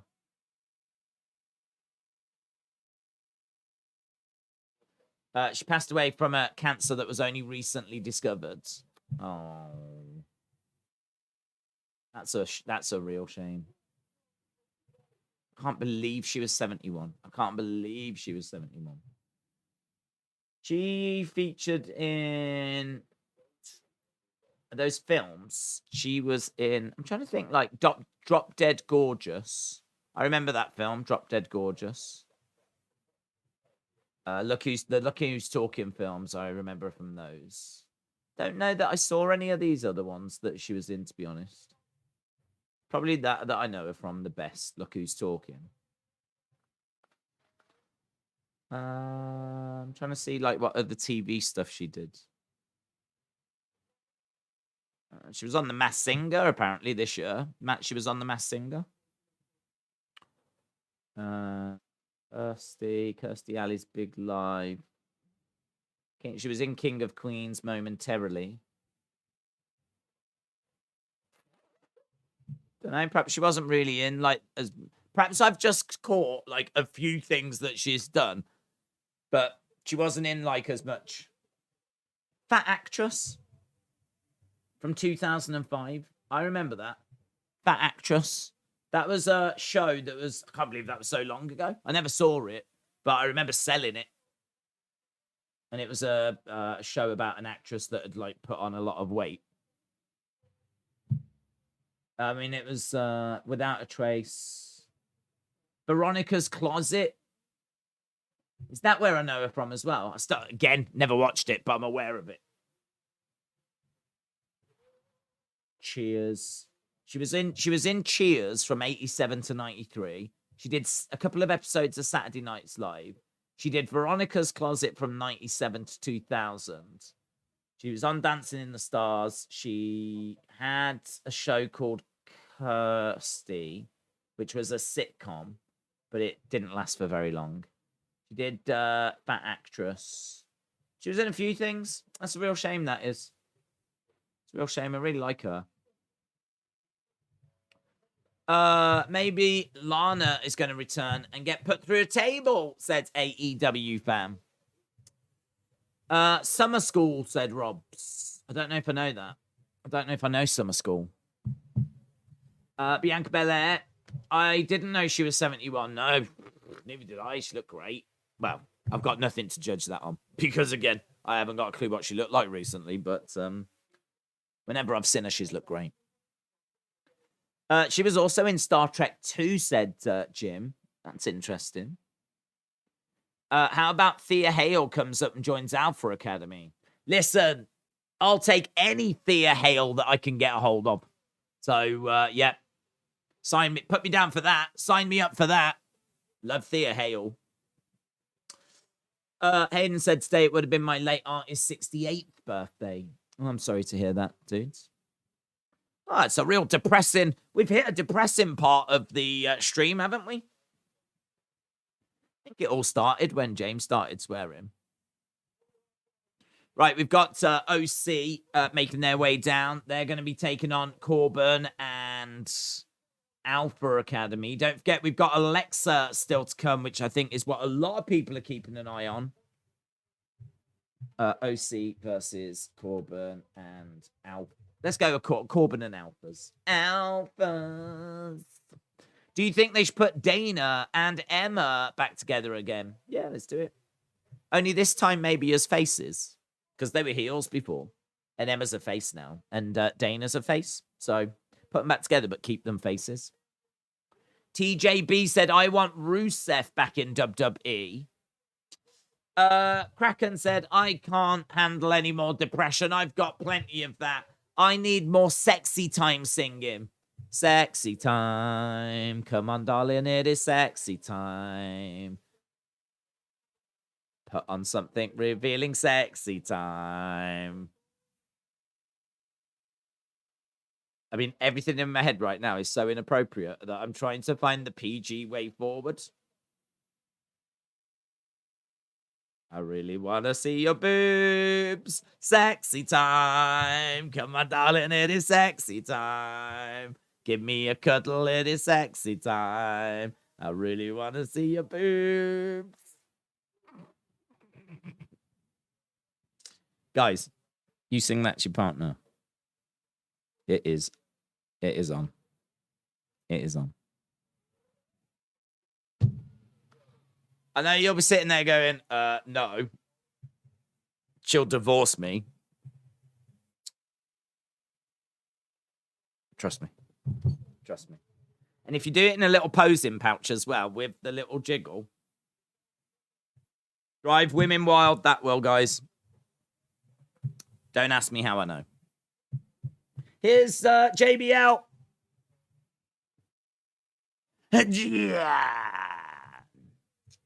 Bradshaw Layfields. He's got baggy trousers again. Takes his cowboy hat off and introduces Baron Corbin. Corbin is making his way down to the ring. Are you surprised that Charlotte's still not back? Yes. Riddle is now off TV until the Rumble, said for Beach Kevin. MC Hammer Pants. See, they are baggy. Shoosh, please. Shoosh, please. Here's the Alpha Academy. Otis and Chad Gable. Shoosh, please. There you are. Quite the pyro for Baron Corbin. He's getting quite the intro. Just watch him back. There's like all pyro raining down and everything. They're trying to present him as a big deal, aren't they? Shame is not. He's had quite the career though. I remember him in NXT just not being. I mean, like he was a bit of a factor, but it was a bit of a factor like how Von Wagner's a bit of a factor. He's around and he gets into the occasional match, but he's just sort of there. And then he got called up, and now he's just still around. It's amazing. I don't begrudge him. Fair play. But I feel like we've tried loads of things with Corbin, and nothing's quite worked. The most I enjoyed Corbin was when he was down on his luck. And he was like, nothing was going his way. That was the most interesting I found his character. I think putting him with JBL has been pretty fun, though. This is quite an interesting time for him, in all fairness. But, oh my God, the Happy Corbin stuff when he was with Madcap. Oh, that was so annoying. That was so annoying. And King Corbin. That was annoying. I think he's, in all fairness, I think he's probably meant to be annoying because he's a heel, but he does annoying very well. He does it better than me. Here's the thought. Corbin is going to get a big Mania match. What about Stone Cold? Says AEW fan. Yeah. It's not a match that I would be crazy about, and there'd be plenty of people going, what? But he's a safe pair of hands in there. He's a heel, and he's a heel that you want to see get beaten up. It's just, the problem is that it's Corbin. Now, I mean, people want to see Stone Cold, if he's going to have a match, have it against someone like AJ Styles in a match that's going to matter. But you could have Corbin running his mouth and just really people wanting to shut him up, you know? So, yes, I could see them doing it. I know that you've already spoke about it, but what are your thoughts on the Regal rumors? I think it's true. I think he's coming back. It doesn't really surprise me. I don't know. Maybe I'm in the minority, but he was in WWE for so long. He's got such a great relationship with Triple H. I suppose the only thing that surprises me is the fact that he's been able to get out of his contract as early as what he has. I thought that really, as soon as his contract expired with AEW, he would go back to WWE. And I suppose the thing that surprised me is the fact he's been able to negotiate his way out. I mean, I've heard rumors that there was a term in the contract that if WWE came calling for him, then that would release him. And seemingly they have. So, yeah, I'm not too surprised, to be honest. We've got Gallows and Chad shooshing each other. If they want to make this Baron and JBL thing work, they need a tag partner or something which will create the cabinet that JBL used to have with the entourage around Corbin. Talking about Corbin has brought out some lag. I thought he had a 3-year deal. Did WWE just buy him out, or is it fake news? Said Jono. I mean, the rumor I heard is that there was a term in the contract that if WWE came calling, then there was something that would trigger a release. So it was like, it was a contract that, you know, had time left on it. I don't think they've bought out the contract. I think it's a case that they've come calling and, you know, there's a term in there. There's a release clause. That's what I'm looking for. So I believe there was a release clause. So, yeah, he is apparently WWE bound. Where in WWE, I don't know. I don't know what they've got planned for him. But he is, you know, like how Pat Patterson was Vince's right-hand man. I sort of feel, and Bruce Pritchard was Vince's right-hand man. I sort of feel like William Regal can be that role for Triple H. Triple H can trust William Regal explicitly. They've been through so much together in NXT. But I just don't know if Regal wants to be on the road. I don't know if he wants that life anymore, you know? He might not. He might not want that life. He might want to just stay in Florida, as we said. So I really don't quite know what to expect when he comes back. I don't know if he'll be on the main roster or if he goes back to NXT. Because Sean could really do with him in NXT. Because I know, like, you only really saw, like, what he did on TV. But, I mean, obviously he does, like, a lot behind the scenes in, like, creative meetings and stuff like that, you know? He's a sounding board and just having him around. He never did much in the way of training, apparently. I've seen some of his podcasts where he talks about he never actually did much training. But he was still around to, like, give advice for those that wanted it, you know?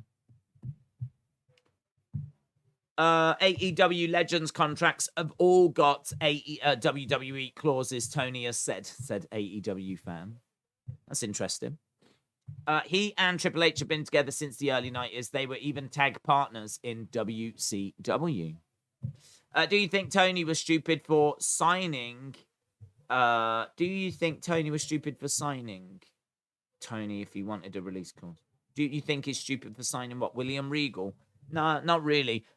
I'll tell you why. Because AEW are always looking for OMG moments. They're always looking for things that are going to pop ratings and get them trending and get, like, people talking about them.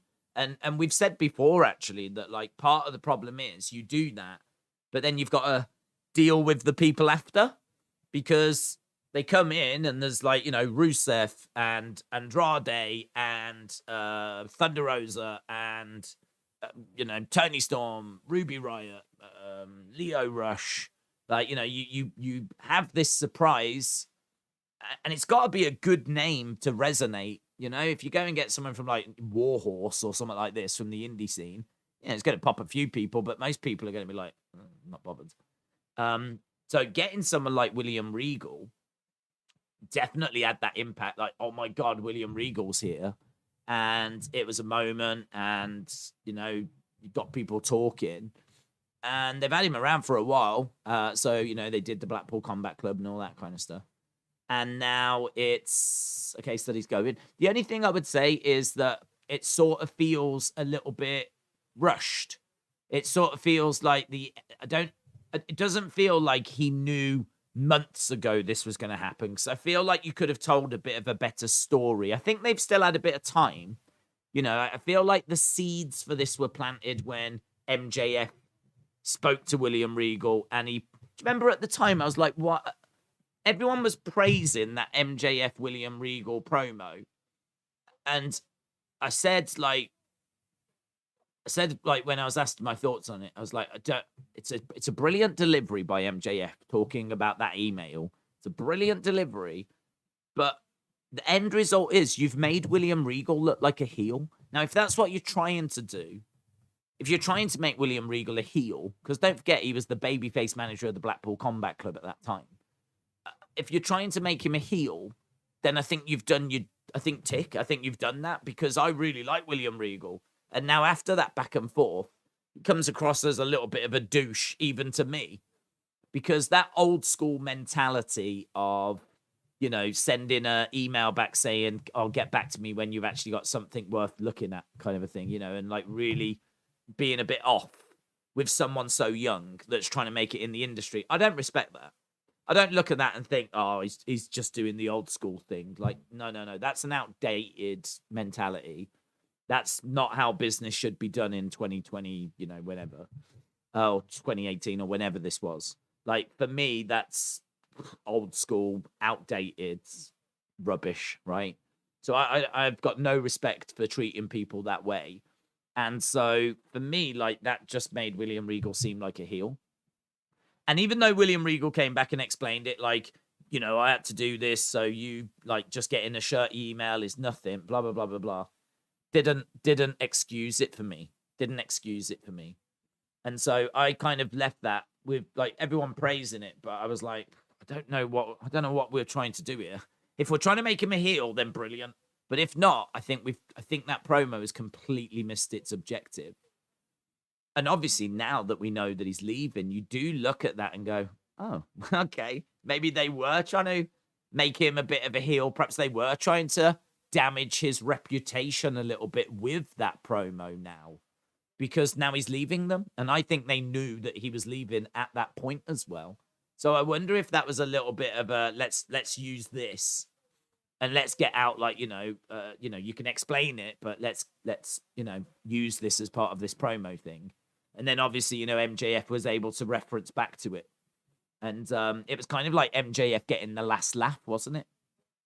So I kind of feel like the way, he's being stretchered out, he's being like beaten up by their champion, he's being disrespected by the champion as well. And it calls back to the disrespect that he showed MJF. So I think the way that they got rid of him was good for them. Obviously, it makes William Regal look a little bit weak, if you will, but it's not going to matter. Wrestling fans aren't going to care. But I think it's something they've known about for a little while. But I don't think that it doesn't feel like the Blackpool Combat Club like naturally reached its conclusion. I still feel like there was other things that we could have wrapped up before he left. It sort of feels like maybe they found out a month before he left. And so they did a few things regarding MJF and Moxley, but there's quite a lot of other stuff that they weren't able to like really tie up quite nicely. So I sort of feel like that's the only thing, really. I feel like there's maybe a better way they could have wrapped up his time there. The very end is good, but just before that, I feel like they maybe weren't aware of it. Although the one thing I will say is that there were arguments between Wheeler Yuta and Bryan Danielson. So they did actually plant a few little cracks. They did put a few little seeds of doubt in the Blackpool Combat Club. But I think if you knew that was coming to an end, I think you would have done more. You would have shown more tension. And maybe you would have even split that group apart. And then, William Regal would have sided with Moxley as he headed into his big match, and then blah, blah, blah, blah, blah. So I sort of feel like apart from that, I feel like it was largely all right, His time is not that great, though, there. I don't think Blackpool Combat Club was that brilliant in the end. It was a nice idea at the start, but I don't think it really worked. So, no, I don't think it's that bad. I think they got the pop. I think they got the social media exposure. I think they got to use William Regal's brain, which hopefully they took lots of information and knowledge, I mean, don't forget when he first joined, he didn't know he was going back to WWE. So I think like they could have been really probing and digging some information and getting some inside info. You got to think that Tony was asking him about like, what did Triple H think about this? What did Shawn think about that? What was Vince saying about this? Like he could have got some really interesting insights. So I think they were right to take him. And if that meant putting that clause in the contract, then so be it. So be it. He might not have signed if that clause wasn't there. It's a long answer, wasn't it? If Regal is going to be an on-air talent, I would like to see him on Raw for a few weeks promoting a new talent. Then he brings out Nick Aldis with Rockstar Spud in a new gimmick as a lackey for a UK group. Ellis Dubb said Tony Khan needs a creative team. He can't book on his own. Just my opinion, and I do respect him. But he needs other people to brainstorm booking with. It's true. I feel like if you look at the show, it feels a bit tired at the moment. It does feel like it feels like it's one person trying to book it rather than like a load of ideas being like melted together. It feels like one person trying to do it all. I could be wrong. It could be like a lot of people backstage, putting in ideas. But the show just feels that way. There's not like loads of big storylines. There's not like loads of big juicy storylines that are like paying off at the moment. Corbin going out the ring. This match is still underway. Strike there by Corbin. He seemed to no-sell that then by AJ. Otis, oh my God! Great suplex there to Gallows. Phenomenal forearm by AJ. Gable is in behind AJ. AJ gets chucked across the ring. He goes out. Here's Anderson. 1, 2. Kick out by Anderson. Kick out by Anderson. Forearm strike there by Gable. Big shot coming back by Anderson. Uppercut there by Anderson. Down goes Gable. Meechin on the outside. Are you enjoying the show? Yeah. I don't think the show is a chore to watch. I don't think the show is exceptional. There's not been any like OMG moments, but I think it's been pretty solid. I think it's been all right. I'm looking forward to the Alexa thing. So, I mean, yeah, with what, 45 minutes to go? 2, 3, Gallows wins. Gallows and Anderson win. So the OC are victorious. What are these people cheering for, says JBL. OC wins. He's going mental, isn't he?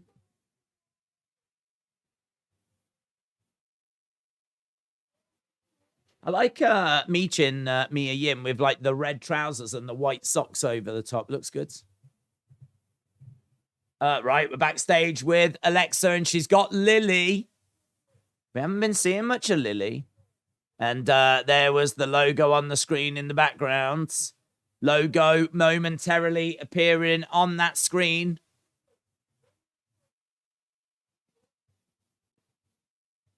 So we've already had the logo on the screen. And Lily, who we've not been seeing loads of. Get ready for more Lily doll sales. Yeah. Lily.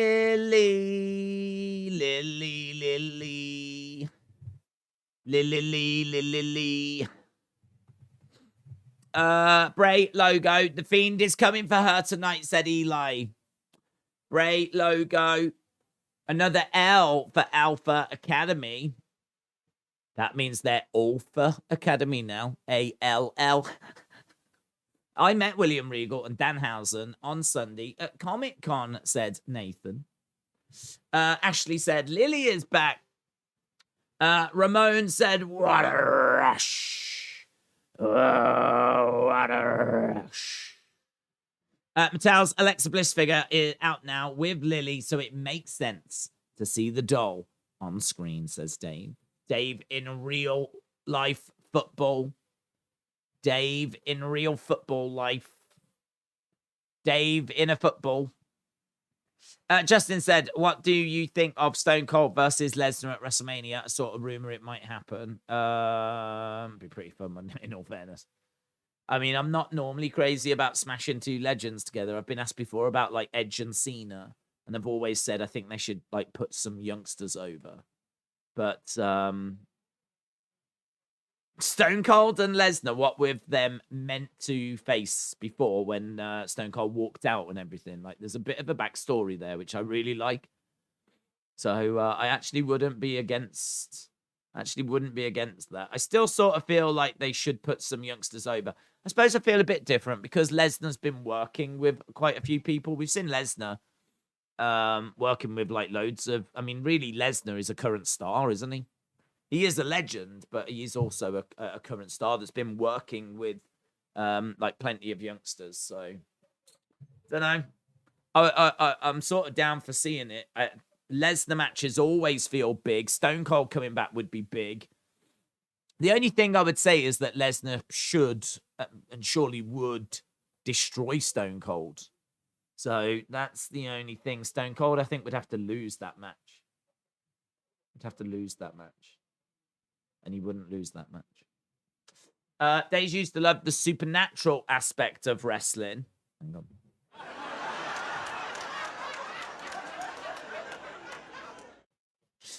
Until one day he stubbed his toe, and it wasn't an evil fairy godmother. And then he had to start watching where he walked, says William. Well, I'm the opposite. I love seeing two legends fight, even if it's sloppy. Yeah, sloppy. Cowboy Brock versus Texas Austin. Jono said not Brock Austin. That would not be a good match. Maybe in 2002, but not 2022. Austin said, me and LS Dub agree. AEW problem is no direction. They only ever book for next week's show, not long term. They haven't made one person a star. They're all pretty much the same. Cody used to seem big, as did Omega. Opinion on Alpha Academy. Jobber team. Serve the purpose as a jobber team.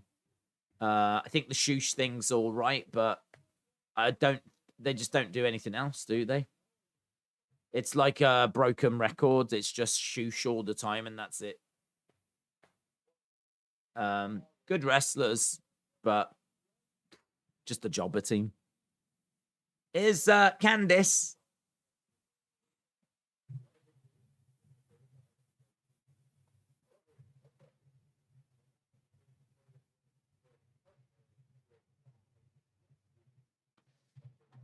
So Candice is taking on Io Sky next week.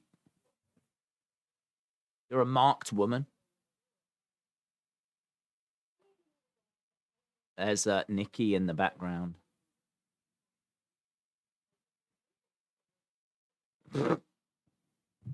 Nikki's like,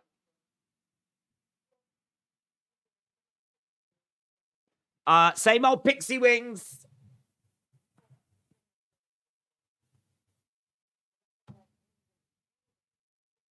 She said, I'm not going to let anybody push me around. Is Johnny? Is Jonathan Gargano?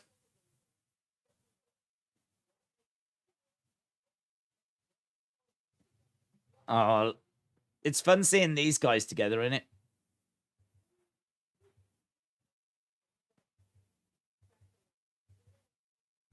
We've got to go and spend it. I hate to be that guy, but that's a lot of money.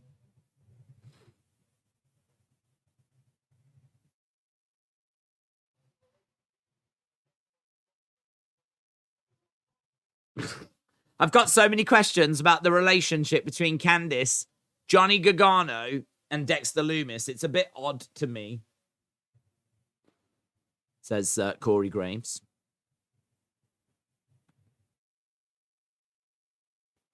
Right.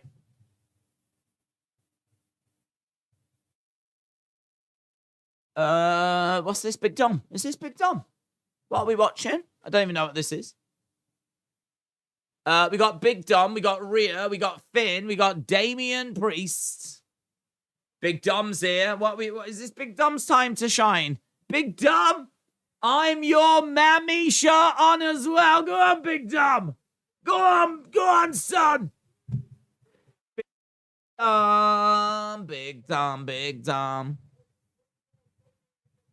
Big Dom match, everybody, it's a Big Dom match. Are you excited? It's a Big Dom match. Let's get ready to cringe. Big Dom match, everybody, it's a Big Dom match. Big Dom versus Akira Tozawa, I'm guessing. Big Dom. Come on, Big Dom. Go on, mate. Make him humble, Big Dom. Make him humble.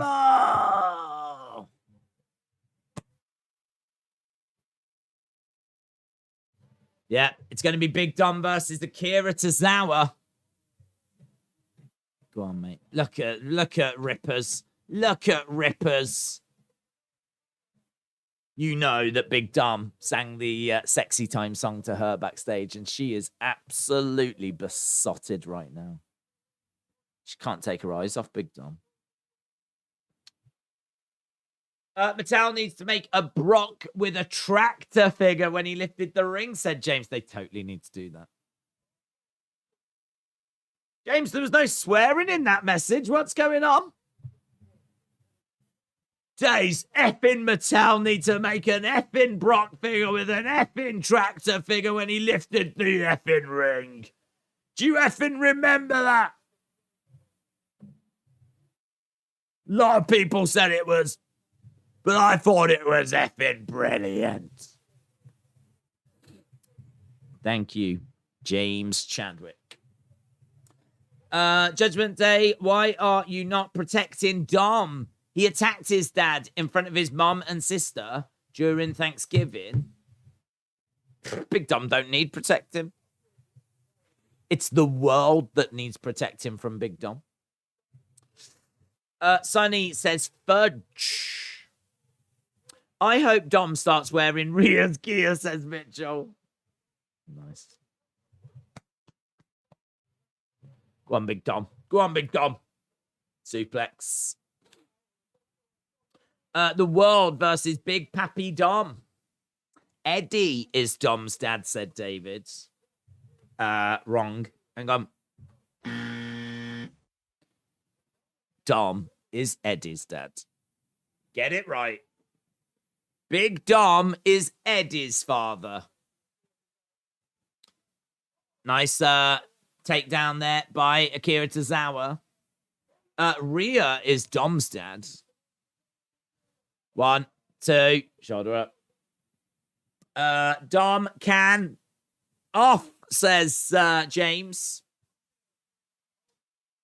France was still executing people by guillotine when Star Wars came out.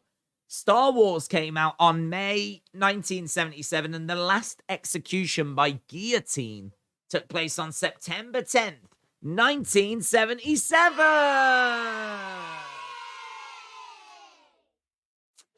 Nice. Oh, I do love a good guillotine fact. Here's Tozawa. Oh, big senton. But Big Dom moves out the way, and Judgment Day find that absolutely hysterical. Dom going up. Here's Dom in the corner. Frog splash lands on Akira. 2, 3.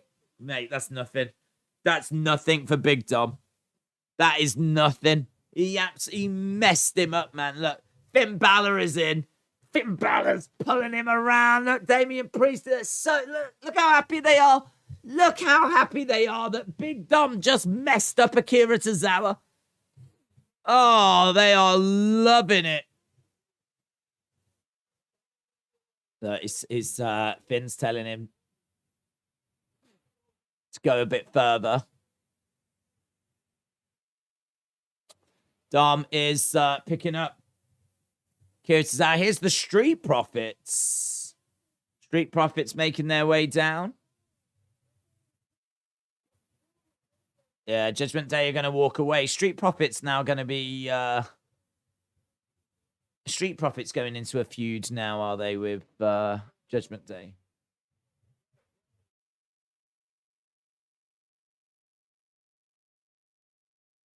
Dom beats Akira.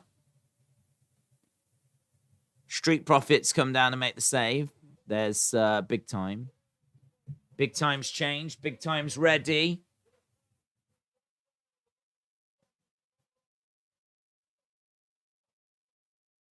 Big Time putting the shades on. She looks good in shades. Right, Big Time is ready to go. It's going to be our main event. Are we going to get something Bray-licious? Are we going to get something that's going to resonate with the WWE Universe? We've already seen the logo appear. Are we going to get a little bit something else? Hey, are we? Are we? Becky looking good, said Justin. Looking damn fine. Yeah. She's all right. I'm going to turn heel. Play the booze, says Very Irish Potato. I'm from Ayr, the same place as Drew, says Davids. I'm hoping for a blissful experience, says Nuada. Becky Lynch says Courtney. Days, how many more years until you adopt me, says Marveland. I am just a poor boy. Nobody loves me. Well, I've adopted a lot of poor boys in the past, but they're easy come, easy go. So I can't say I'm looking to recruit anymore at the moment. Judgment Day did not even get involved. Big Dom did it on his own, said Mad Jason. A good point, actually. Big Dom don't need no help. Big Dom don't need no help. Big Guy said, chill out with the Bray stuff. It doesn't need to be every week. It needs to be every segment. Every segment, we need a break. We need Bray interrupting. No, I mean, I feel like that's the big story with Alexa, though, and it's been weeks where the logo has been appearing. I'm ready for more than just the logo now. So we've already had the logo appear backstage, but I'm ready for more than that now. It's been a good few weeks. We first saw it happen at Crown Jewel. That was ages ago. I don't even know what month that was. I think it was like 2018. So I'm ready for something more now.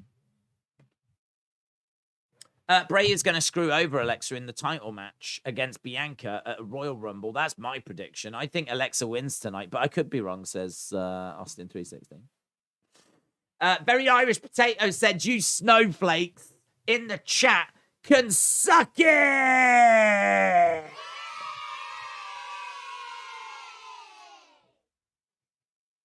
Monster kill! I'm out, guys, said Kev Dog. Day State, awesome. Kev Dog, YTO8, shout out to you, buds. Have a great rest of the evening wherever you are. Bray needs to appear every minute of every day, says Austin. James said, did you see Nikki lurking in the background? I did. I've got some screenshots of it. She's a little lurker, isn't she? Miss Raw tonight, how was it? I can't wait to catch up tomorrow, says David. David, it was amazing. It was amazing. They just kept bringing out, like, legends. I think because there's not a premium live event to build towards. I think that's why they've really gone big with this episode. Because I think they want you to know, like, you need to tune into Raw every week. So we got, I mean, if you're going to watch it, I'm not going to spoil it. But there was 2 legends in the first hour, and then two legends in the second hour, which were unannounced, and one of them looks like they're going to be having a match very soon. So, yeah, I won't ruin anything, but it's been sick. You do watch these shows like for those kind of OMG moments, and they delivered big time tonight. Big time Bex. They delivered big time Bex tonight. So, yeah, look forward to that tomorrow. You will not be disappointed. Cheesecake says...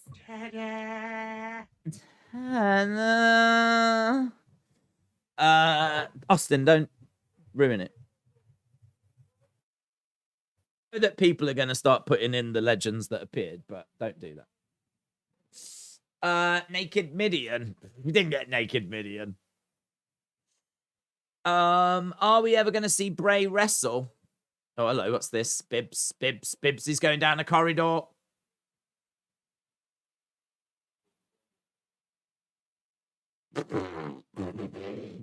You damn near cut the official in half. Are you serious? I'm not saying you did it on purpose. I'm not here to punish you. If it happens again. If it happens again, my hands are tied.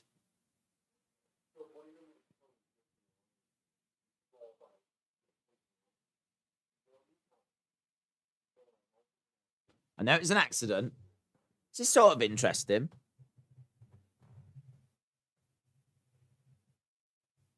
Warning. Make sure no one stands in my way. We're foreshadowing something here, aren't we? We're foreshadowing something. Let's go, Bibby. Edge to turn up. Royal Rumble. Battling Dom.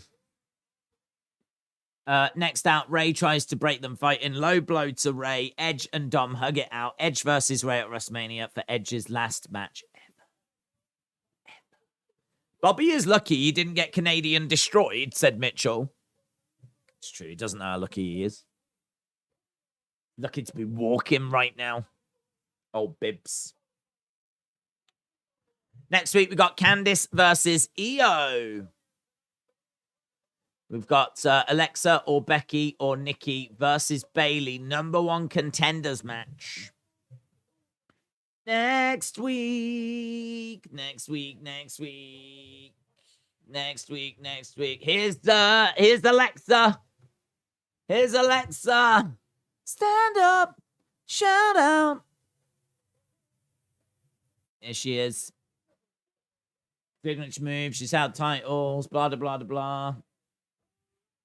Alexa Bliss.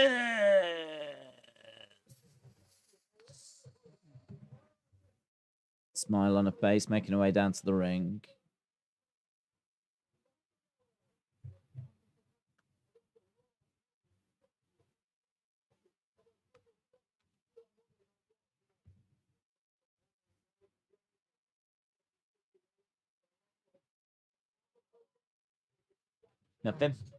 Nothing. Stupid Bray.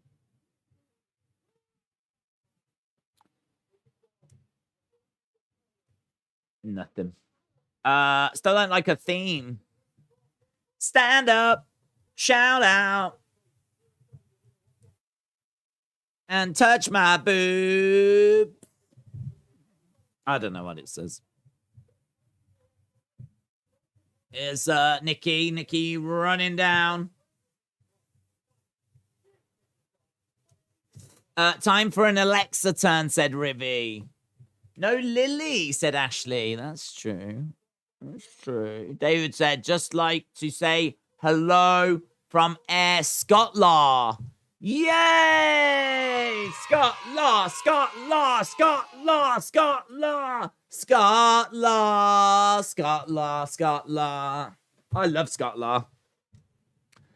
I think that's just above England. Am I right? Next to Ireland. I think you've got Ireland here, Scotland here, and England here. Oh man, I love those. I love those. Those are some of my favorite places to visit. I love those countries. Scotland. Wasn't that one of the Scottish Teletubbies? I think one of them was called Scotland. Tinky Winky, Dipsy, and Scotland. Scotland, England, Ireland. Yep. Iceland. Netherland. Netherland. Netherland. You know the Netherland. They beat the USA the other day. The old, you know the Netherland. You know Netherland. Netherland. Netherland. Oh, I'm trying to think what other laws there are. Finlaw. There's Finlaw. You know Finlaw. United Staylaw. United Staylaw. Canlaw. Polar. Polar. Love the Polars. Oh, Brazil law. Netherlaw is the best, said Austin. Netherlaw's good. I like Netherlaw. But I do like Polar. I do like Polar. Islaw is good. Yeah. Puerto Rico. Puerto Rico. Puerto Rico. I like that because it's really close to Puerto Rico. Australia law. Australia law. Australia law. Oh, straight, mate. From Australia law. Where are you from? Oh, straight. Yeah, I'm down from. Do you know Australia law? Next to New Zealand. Solo Sikoa. Solo Sikoa. Oh, very good. Some of these are so good. I really like Australia law. I think Australia law is going to win. I can't think of anything that's going to be better than Australia law. Oh, Solo Sikoa is very satisfying as well. Solo Sikoa. United King law. Canada law. Val law. Chin law. Chin law. Chine law. Is that like China? Chine law. Chine law. I'm Philippine law. Philippine law.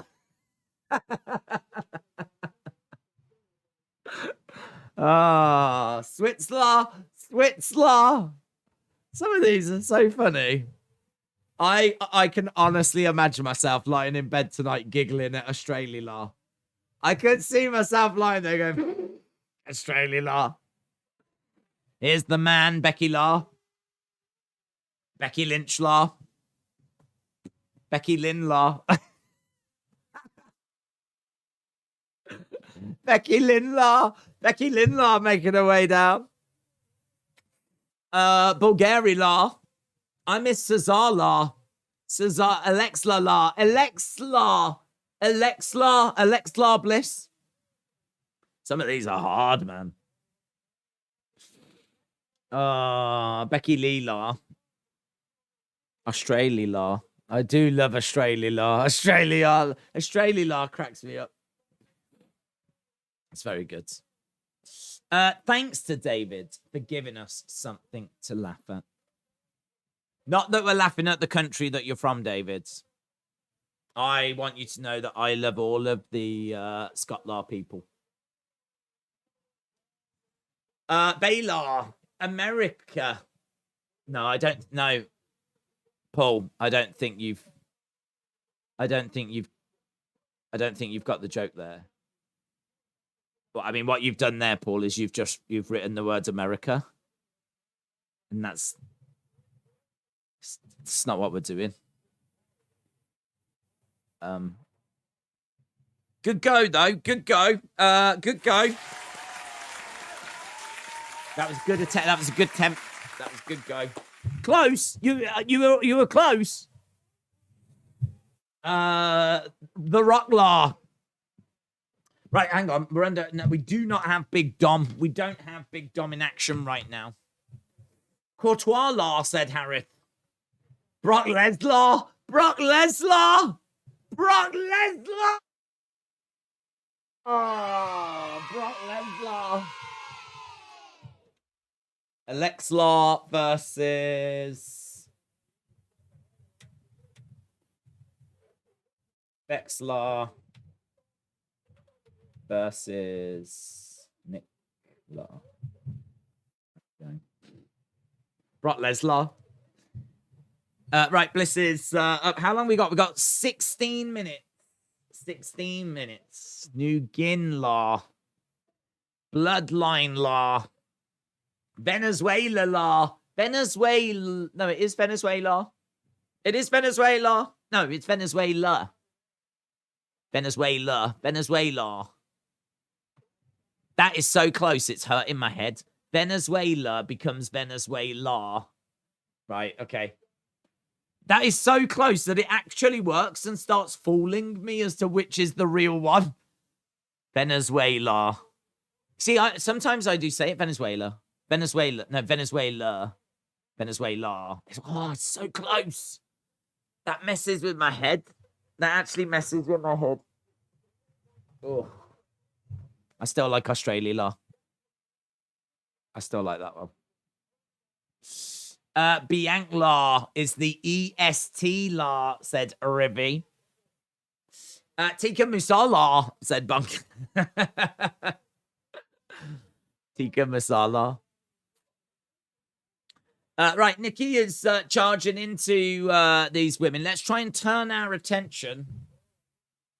Let's turn our attention back to the action. Guys, this is a wonderful community. And it's a community that is very focused on in-ring action. Law. In-ring action law. So we have got Becky with Nikki. Come on, Becky Lynch. Vince McMahon law. Sister Abigail law. This is a botched spot fest, says Pepe La. Days, you missed it. Alexa went for Sister Abigail. Oh. She went for the old sis. Went for the old Sister Ab. Sister Ab. Big shot there by Big Time. Face first, Becky going into the corner. Becky going down. Nikki on the outside. Becky face first.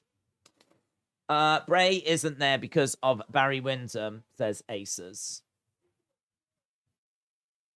Didn't Dipsy from Teletubbies have a weird approach to kids? I never asked. Swinging net breaker on the outside by Nikki. Becky is down. Nikki is stripping the announce table. She's got some water. She chucks the water on herself.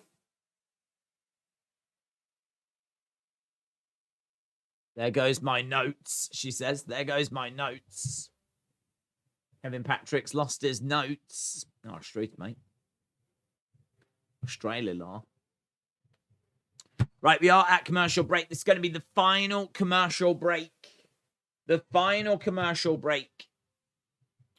And then we are done with this week's Raw.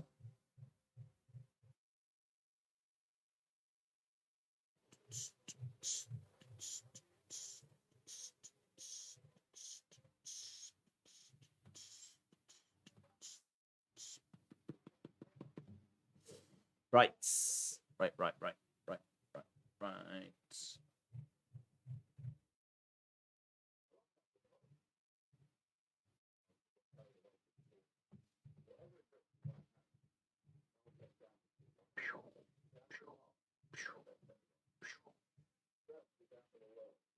There you go. Look at the eyes. Look at the eyes. Look at the perv referee in the background as well. What a perv. It's like, yeah. That's it, ladies. Yeah. Oh, try and get a little bit lower, would you? Oh. Good to see William Hensey doing some refereeing. Yes. Yeah. Great William Hensey referee work. Oh, that's it, ladies. Oh, that's it. You'd like to get a little bit lower, wouldn't you, ladies? Oh, I know how this goes. Oh. You can't unsee it, can you? Once you see it, you can't unsee it. Abracadabra. Abracadabra. John said, can I referee next time? Good luck getting the spot away from William Hensey. What the hell, William? The ref has got a good view, said Jim. Jim even chucked in a cheeky little... LOL. There we go. Gabrielle's got a little... LOL.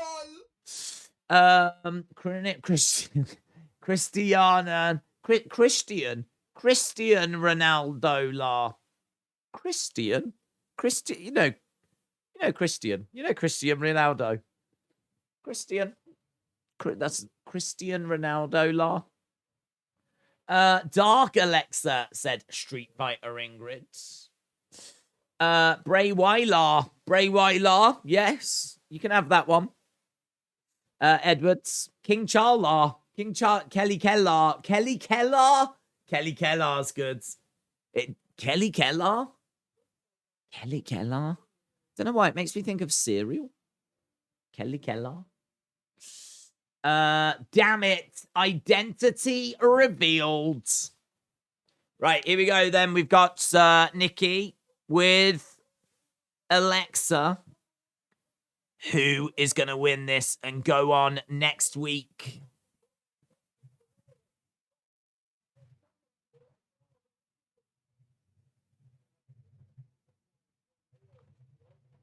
Raw has been like a pocket-sized tornado. Saying that Becky has been eliminated from this matchup at the moment. Straight jacket applied by Nikki on Alexa. Bliss is down right now. Straight jacket. Still got her in the straight jacket. How long we got? 9 minutes. That's all, guys. 9 minutes. 9 minutes. What are we going to get? Shot to the midsection. And again, she's ripped her tights, isn't she? Her buttock is starting to hang out. Little bit of the old buttock there. A little bit of something for the dads. Here's Becky. Becky is in. There was a little flicker then. It's a little flicker. Did you see the flicker on the outside? It's a little flicker on the old Raw logo. Why did the Raw logo flicker? I'm going to have a look at the replay. See what that was. See what that was. So there was a little flicker with the Raw thing. Becky in.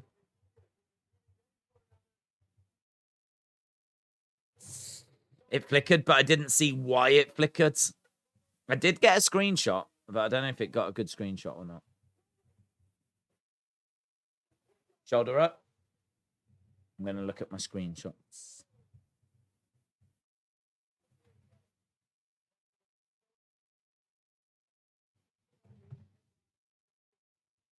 I've got a screenshot, and the Raw thing is just completely black. I don't know if it was just a technical glitch, but it just went completely black, the Raw thing outside the ring.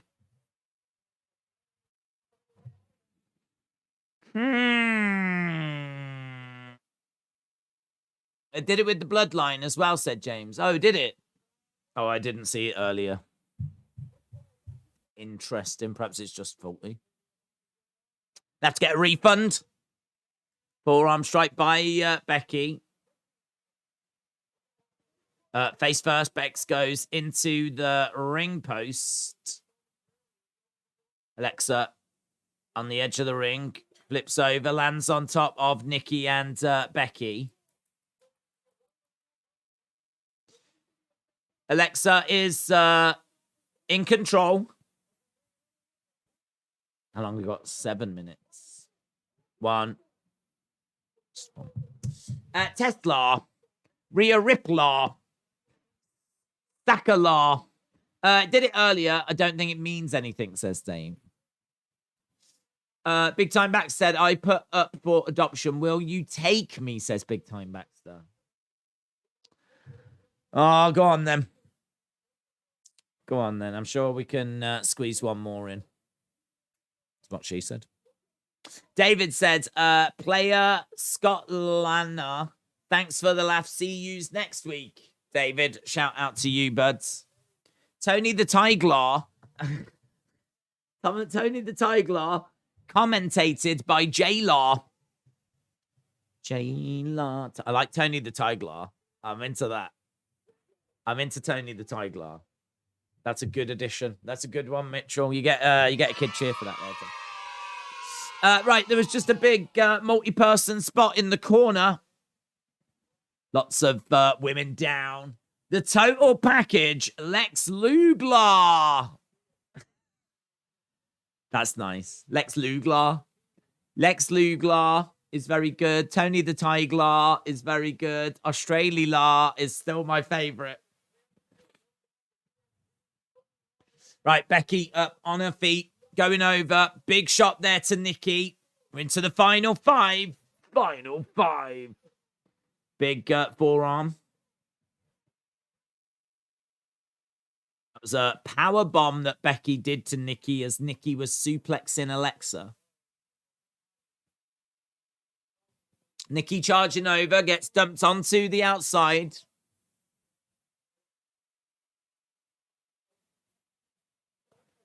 I'd like to see an Alexa-Becky feud. That would have been fun. Just them one-on-one too.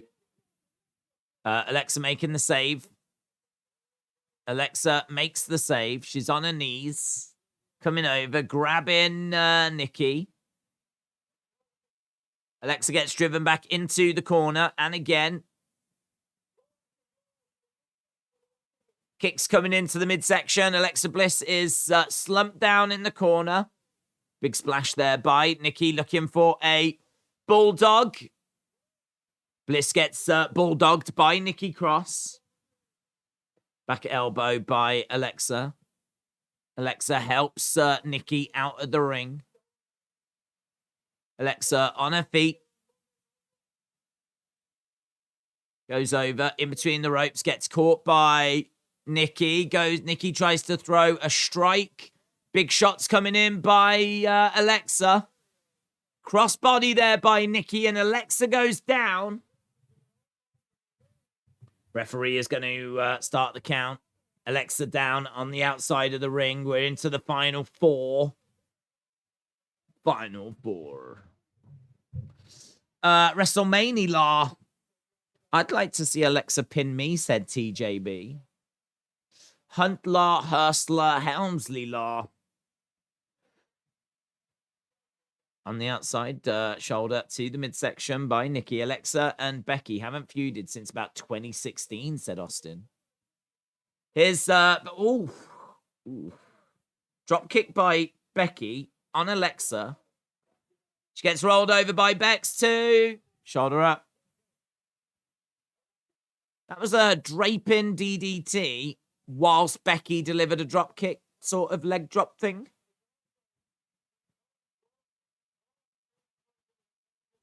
Okay, we've got all the women in the ring at the moment. Final three. Bam Bam Bigelow. I want Days to wrestle me, said Austin. I could do that. I could make you humble. She's trying to... Becky on the outside of the ring with Nikki. Nikki holding on to that middle rope. Back elbow there by Nikki. Knee to the midsection. I don't know where Alexa's gone. Nikki is going to look for a pile driver, maybe. She's picking up Becky. Teetering. She's going to get planted on the edge of the ring. A Becky bottom. Yeah! Becky bottom. Becky looking to cover Nikki. There's cheers. Here's Damage Control. Damage Control have come down. EO and Dakota. Big shots coming in. They're beating up on Big Time. Driving her into the edge of the ring. Becky trying to fight off Damage Control. So Damage Control are here. Oh, they've picked up Becky. They're going to look to put Becky through the commentary table. And Becky goes through the commentary table. That means that Big Time's not going to be winning this. Alexa's going up. Alexa, Twisted Bliss connects. 2. Alexa wins. Alexa wins. Alexa's going to go forward to face Bayley next week. Stand up. Shout out. I'm turning heel. There is Alexa. So Alexa versus Bayley. Not the match we were expecting, but I like the surprise.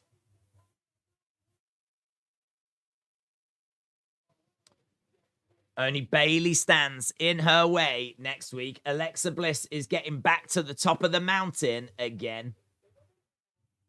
Big win that is for Alexa. It's a big win because it makes me think that next week Becky's going to want to get retaliation against Bayley. That means Alexa's winning this #1 contenders match. Big win that is. Big win. I think she's firm favorite now to win this #1 contenders, which means that we're going to be starting potentially a Bianca and Alexa feuds. Ric Flair law. Liv Morgan said Bayley's definitely winning. I don't know, man. Becky's going to want to get retaliation. She's going to want to get some comeback for what just happened. And we've just gone already through a period of Bayley. and Bianca, it's time for something new. My money's on Alexa. Alexa will get through Bailey. Bray will screw over Alexa at the Royal Rumble. Do you think England will beat France? I think it's going to be a hell of a game. Hell of a game. I don't know that I can be brave enough to say that England will beat France. I think they've got a chance, but we'll have to see. This will put the spotlight on Bliss for the rest of December and into January, which is going to give her time to rebuild her character. She needs that. There's no way we're going to get Bailey and Bianca again. Did you see the combination of Richarlison and Neymar Jr. for Brazil? Brazil today, said Niall. I did. Brazil. Was there any weird stuff tonight with Bray? A couple of little bits. Nothing massive. A couple of little bits. The Undertaker. The Undertaker. Very good. The Undertaker. That's nice. Right, friends, we are done for another week of Raw. Don't forget, we are back tomorrow with 2 more World Cup games. Spain taking on Morocco and Portugal in action against Switzerland. I'm really excited for those. I think that's going to be dare I say, a better day than today. So I'm looking forward to that. That's then the last of the World Cup for a few days. And then there's a couple of days break before we go to the quarterfinals. Of course, also tomorrow, we're going to have NXT. So we're going to be doing NXT. Come and join us for that. And then, as we said, a bit quiet. Well, I say a bit quiet. I've got plenty to do. But there'll be AEW on Wednesday. And we'll be back with the World Cup on Thursday, is it? Friday? And SmackDown and everything. So there's lots on the way. Lots on the way. Right, guys. Appreciate the support. Thanks a lot for watching. Hope you enjoyed the show. And I will see you again next time. Bye for now.